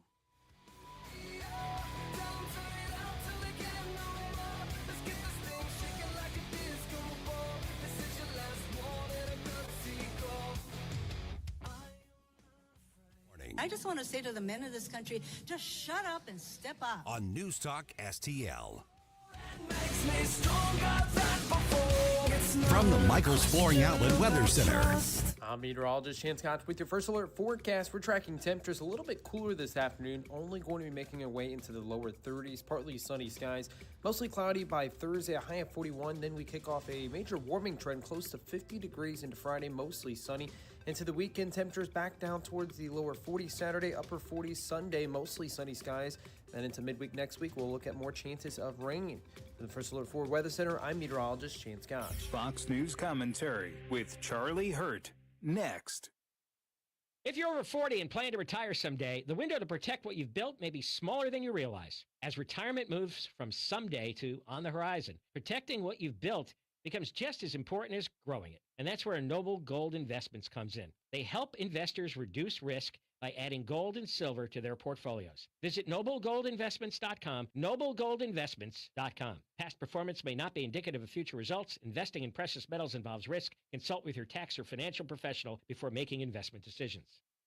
Here's Charlie Hurt. The midterms. I know it seems like they are far away, but goes by pretty fast. And it's hard to ignore the progressive clues Democrats keep dropping. After expected wins for the party in 2025 in states like Virginia and New Jersey, winning governors feel like the party is on the rise. Untouchable, maybe. But those issues they once ran on and won on, like affordability and lowering electric bills, feel like a thing of the past. While Democrats are busy rerunning a failed wild agenda playbook, Trump is out there campaigning for Republicans already on the issues that do matter. With all 435 House seats up and 33 seats in the Senate up for election, will the Democrats be able to capitalize on their 2025 wins, or has Trump already capitalized on their tired, wild agenda? For more commentary like this, go to foxnewspodcast.com. Tim Jones here from my great friends at Comprehensive Chiropractic, the premier chiropractic and sports performance facility in the region. How do I know? Simply put, they've helped me on many occasions. Here's another solution to your everyday aches and pains. The Studio Health and Wellness Center. Services include Pilates and yoga, both with certified instructors. I can also highly recommend the massage therapy, which is not an indulgence. It's a proven method of healing and restoration. Trust my friends at Comprehensive Chiropractic in Eureka. CChiropractic.com. That's CChiropractic.com.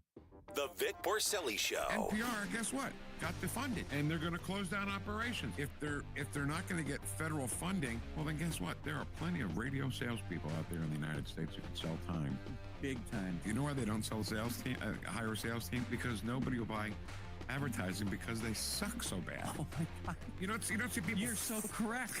That's it right there. Vic Porcelli, live and local, weekday mornings at 9 on News Talk STL. This year, America turns 250, and News Talk STL is celebrating our nation's semi-quincentennial all year long. News Talk STL, #1 for live and local Soros-free talk, with proud supporters of our 250th birthday celebration, Whistle Pig Outdoors, and Alamo Military Collectibles. 250 years strong, and we're just getting started. 101.9 and 94.1 News Talk STL. We talk about race relations. This conversation has completely made me crazy. This is complete insanity. And I'm sick and tired of it. 101.9 and 94.1. I find it to be a conversation starter. News Talk STL.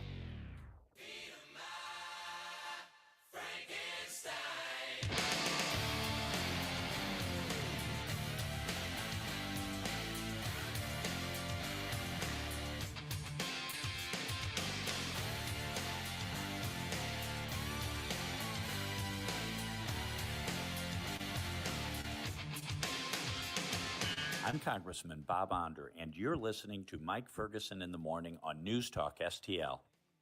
You know, Alice Cooper's announced his 2026 tour. Really? Yeah, guess who he's touring with? Steve Carell? No, gonna be part of his. I would say good guess, but no. Part of the show, Chris Angel. Really? Chris Angel. I can definitely see it because they have the similar aesthetic, Right, Mind right. Freak and all Mind that. Freak, yeah. Does Chris Angel have a band? No, they're gonna incorporate the illusions and the magic into the show. Oh, that's going to be so Yeah, awesome. Yeah. You remember that show Mind Freak? Oh, that made me want to be a magician. Right. So yeah, that's Alice Cooper. I don't think he might be coming. I don't know if he's come back to St. Louis on this one or not, but if he does, that'll be a great show. All right, to follow up what we just heard from Tom Homan, who just concluded speaking in Minneapolis about not even so much about the immigration enforcement. Obviously, he was back selling and making the case for that, but addressing the violence against federal law enforcement, all in the name of the politics of it. Mm-hmm. A couple hours ago, Hans von Spakovsky, who's now with the Advancing American Freedom organization, had a really good take on this, not just about what's happening in Minneapolis, but the bigger picture and what we are at risk of if we cannot sort of retard that back and get it out of the equation, because this is not accidental that this is happening. So here's our discussion with Hans von Spakovsky. Okay, serious question here. Are we approaching a level of civic unrest that threatens to derail things like our culture and things like the institutions that we need that are foundational?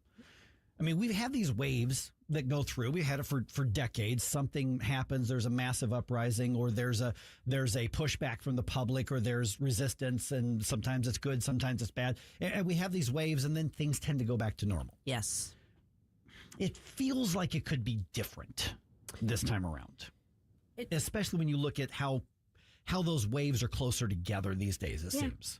It does. Yeah, so we're joined now by Hans von Spakovsky. He's now with Advancing American Freedom. And Hans, fantastic to talk to you. It's been too long since you've been on the program right here. And there was an interesting article in Fox News that it was written by Attorney General Marshall out of Alabama, I believe it is, saying, I know extremist intimidation firsthand, because there was literally, basically a pipe bomb that was set off. And he writes about that. Newsmax today, J.D. Vance, vice president, slamming Congressman Nadler, who was basically pseudo-justifying shooting at immigration officers when arrests are being made. This is language that it's not unheard of, but it's really unsettling. Let's assess where we're at, because we're seeing what's happening in Minnesota. We've seen what happens in Los Angeles. So we've seen all these areas, but it just, for whatever reason, feels like it's closer to all of us than sometimes it really is. Is this just overblown local issues, or are we really on a bad path here? No, we're on a bad path. And you'll note where you said you have seen this. Where have you not seen it? You've not seen it in places like Texas, in Florida, where state officials and local officials have made it very clear that they will not allow this kind of mob violence. It's the opposite story, particularly in Minnesota and LA, because there you have state and local officials not only refusing to stop it, but in fact instigating it, encouraging it, saying it's the right thing to do. And in essence, I saw someone came up with the term saying Democrats, the Democratic Party, has got to the point where it is basically inciting mob violence. That's part of its theme now. And look, you said we've experienced this before. Yeah. The closest thing to this, Mike, is the 1950s and Southern white segregationists, including not just mobs of citizens in the South, but also local officials. The governor of Arkansas, who, remember, in I think 54 or 55, Eisenhower had to call out the 101st Airborne and send them to Little Rock just to allow black students to be able to go to school. And you saw exactly the same behavior during that time that you're seeing today. Hans, good morning. This is Susie Moore. We're seeing, as Mike referenced, we're seeing comments from not just activists, but actual Democratic leaders like Congressman Jerry Nadler made the comment yesterday. Chris Mays and the Arizona Attorney General. We're seeing this in multiple places from people who are elected leaders. What should be and what can be the reasonable response to that in order to, I mean, they need to walk those things back. How do we bring that about and get them so that they're not just actively stoking this further? Well, I'm not sure it can be stopped, but there needs to be public criticism of elected officials, particularly those in the law enforcement area like attorney generals who are encouraging or instigating defiance of federal authority. Like I said, we saw this before during the 1950s and early 1960s. But I tell you, the other thing that has to happen is, to the extent that they're going beyond rhetoric, to the extent that they are actually obstructing federal law enforcement, preventing federal law enforcement, they need to be federally prosecuted. Now, remember, we just saw that in Wisconsin. A local state judge there was convicted. Remember, this is the woman who, when she discovered that there were ICE agents in the courthouse to pick up an illegal alien who was there because he'd committed a local crime, actually helped sneak him out of the courthouse so that he could avoid being arrested and detained. She was prosecuted federally and convicted. And local officials who think they're somehow immune from federal prosecution, they need to be quickly taught that they simply aren't, because, you know, the U.S. Constitution says federal law is the supreme law of the land. Hans, I'm not going to ask you to try to get into the head of a leftist. I don't know that I want to be in that space either, but there's no question that this is not organic. This is not grassroots. What is the motivation for wanting unrest and instability and violence? I mean, what would be possibly the goal from the left to use this as a tactic, as a coordinated tactic? Well, look, there's been a lot of studies done investigating. One of them by a great organization called the Capital Research Center, looking at the flow of money into these organizations. And frankly, you know, George Soros is always mentioned. His foundations are pouring a lot of money in this. But the money is flowing from socialist, Marxist organizations. These are people who hate the United States. They hate our democratic system, and they want instability, because when there's instability, that is the greatest opportunity to come in and put in the kind of change they want, which is, quite frankly, the kind of dictatorial government that Mandami is trying to put in New York City.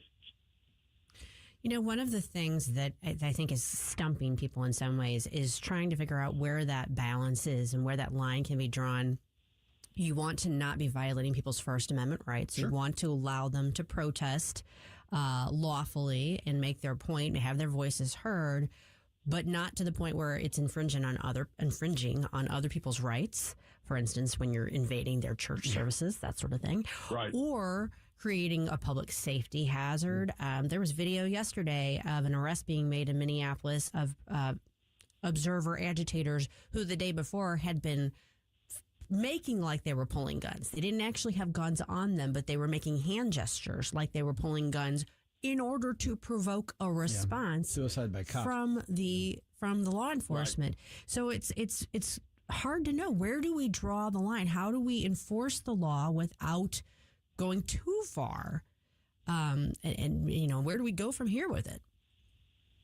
Well, actually, I don't think the line is that hard to draw. And look, if you want to see how to draw that line, take a look at the law that's being used actually now to criminally prosecute several of the individuals who went into that church in Minnesota and disrupted the church service. It's called the FACE Act, remember? And this is a law that was passed to protect both abortion clinics and churches. And if you look at that law very carefully, it has specific lines in it saying this law does not in any way abrogate the First Amendment rights of individuals to peacefully and civilly express their views. But what it does prevent is, for example, harassment, intimidation, threats against individuals going into abortion clinics or going into churches, blocking or interfering with the medical services being provided in abortion clinics or the services being provided in churches. It's when you go from peaceful, civil protest or expression of views into intimidation, threats, blockades. That's when you are no longer exercising your First Amendment rights. We're visiting with Hans von Spakovsky, now with Advancing American Freedom. And Hans, I just got a couple of minutes left here. So a lot of this goes back to in so many people's minds, using violence as a legitimate tool. They have legitimized violence. I believe in A, therefore, whatever means necessary to get A. So we essentially, at the base of this, do we have an ideology that's run wild, or do we have just a path of your ideology is one thing, but your tactics are another? I mean, so essentially, we saw this around here. We had thousands of junior high and high school students who were encouraged by school districts to walk out and do an anti-ICE protest all throughout this area. I think it happened around the country as well. But that's the ideology being promoted in our institutions. So if our institutions are part of this, then eventually we're going to tear down other foundations of our society. So, I mean, I think you're right in that we've got a very long-term threat of crumbling foundations of our society here. So is it the ideology that we should be able to debate in a civic way, or is it just the tactics? Oh, it's the ideology also that's driving this. Look, there was just a story this past week, I think by a whistleblower, about the National Education Association, which is, the big union representing teachers in our schools throughout the country. And the description of how radical and left-wing the NEA should scare anyone who has their kids in public schools. This is a long-term battle. The radical left long ago figured out that the way to come to power was to basically warp the minds of kids in schools. And I have to tell you, That is exactly the same technique that was used by Chairman Mao in China, by Joseph Stalin in Russia, and by Adolf Hitler in Germany. They took control of the schools as soon as they came into power because they knew that was a key to their retaining control of their countries. All right, Hans von Spakovsky, Advancing American Freedom, basically putting together an all-star team of conservative thinkers. There's just a lot of momentum. Where do we follow the work that you're doing and that of your colleagues? Because I would encourage people to check out AAF because this is this is a new. Not a new, but this is a more focused look and promotion of conservatism in our policy and politics. So how do we connect with you all?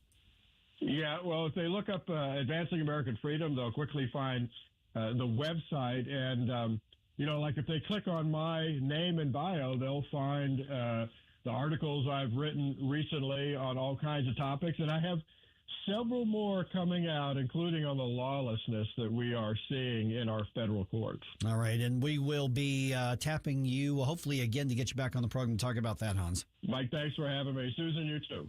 Thank you.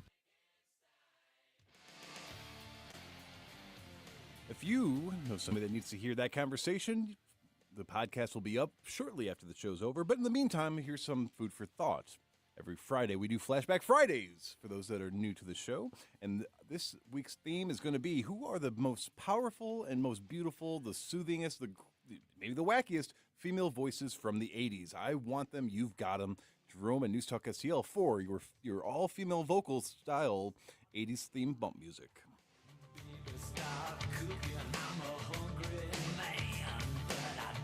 Hey, Columbo here for Rockwood Charcoal. Rockwood is made from 100% pure Missouri oak and hickory, so you're cooking with the best and supporting local industry and a local business all at once. There's over 100 area Rockwood retailers. Find yours at rockwoodcharcoal.com. Hi, I'm Dr. Alan Link, owner of the Dental Link. You've heard ads about teeth in a day, but did you know that you will be chewing on plastic, acrylic teeth? Here at the Dental Link, we can give you porcelain crown and bridge teeth utilizing mini dental implants that function much more like real teeth at about half the cost. Plus, mini dental implants are less invasive, less painful, and your recovery time is much shorter. Give us a call at 314-794-6464 or simply visit us today at thedentallink.com.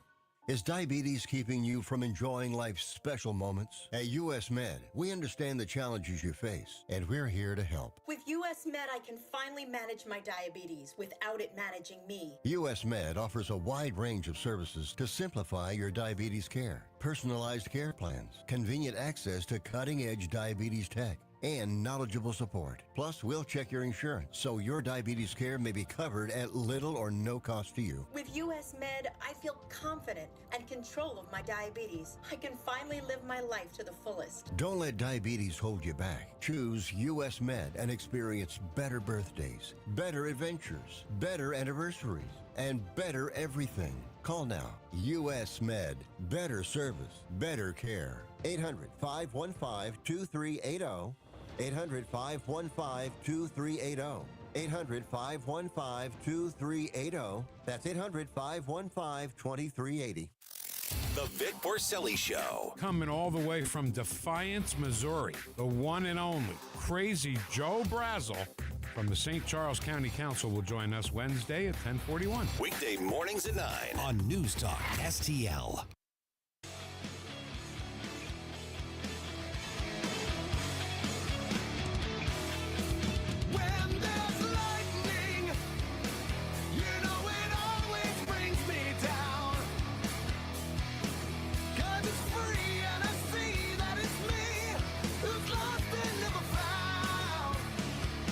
Hey folks, Jamie Allman here, waiting for you for the 3 Martini Lunch, the Common Sense Radio, the Allman Report on News Talk STL. Now back to Mike Ferguson in the morning.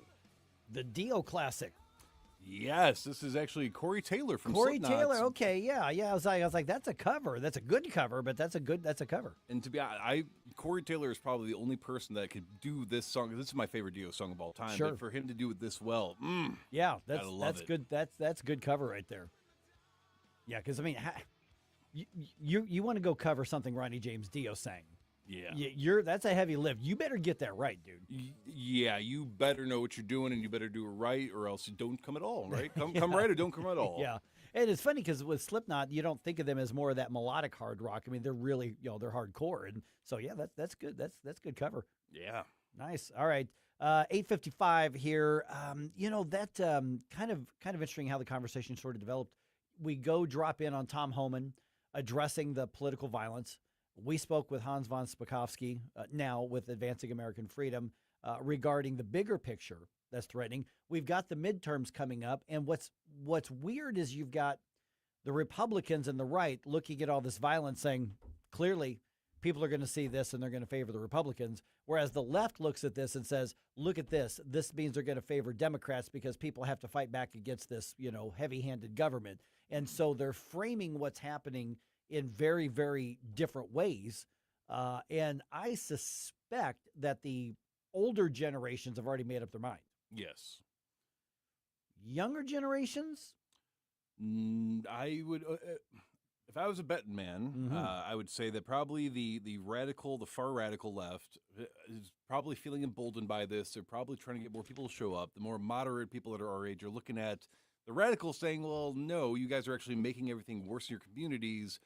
But maybe I'm not ready to embrace a right-wing politician. So then the people on the right that are my age, we are shifting further right than even the previous generations of Republicans. We're just not showing up for the Republican Party. Yeah. And let me, because pick up where you left off in a second. But there's two different things at play here. One, who do I think's right or wrong, or at least closer to being right than wrong, versus is it worth it for me to actually show up and vote? Those are two different discussions. Exactly. So the values are there. The return to the ideals of more conservative values, to want to actually have that kind of community come back, is there. The return to religion is coming back. But the issue is that a lot of us are looking at, and again, I'm not talking about our state representatives, but I'm talking at the federal level. We're not looking at these politicians and saying those are the ones that represent our values. And we are also tired of feeling like we're being put in a spot where it's either you're with us or against us, and you owe us a vote because this is the alternative. Well, at what point do we not just say, well, let's see how bad it can really get, and maybe that'll wake some people up. And so, again, with the attacks against Rand Paul and Thomas Massey, agree with them or disagree with them, a lot of their actual values and principles and what they vote for is more aligned with what the youth want than what the current administration is doing. So right now, a lot of people are just saying, look, we're just going to sit home and let the old folks take care of it. And if you guys lose, you lose, but you're going to have to really push hard to get our vote back. Yeah. And I mean, you should always have to pursue the votes. I mean, you work, for the public, but that goes back to the same mindset with the Second Amendment groups. You better earn that if you expect them to do the work and invest the money in it. And so, again, I'll go back to what we talked to Joe Cunningham a little bit ago. I don't know what's going to happen in these midterms. It could go either way for the House.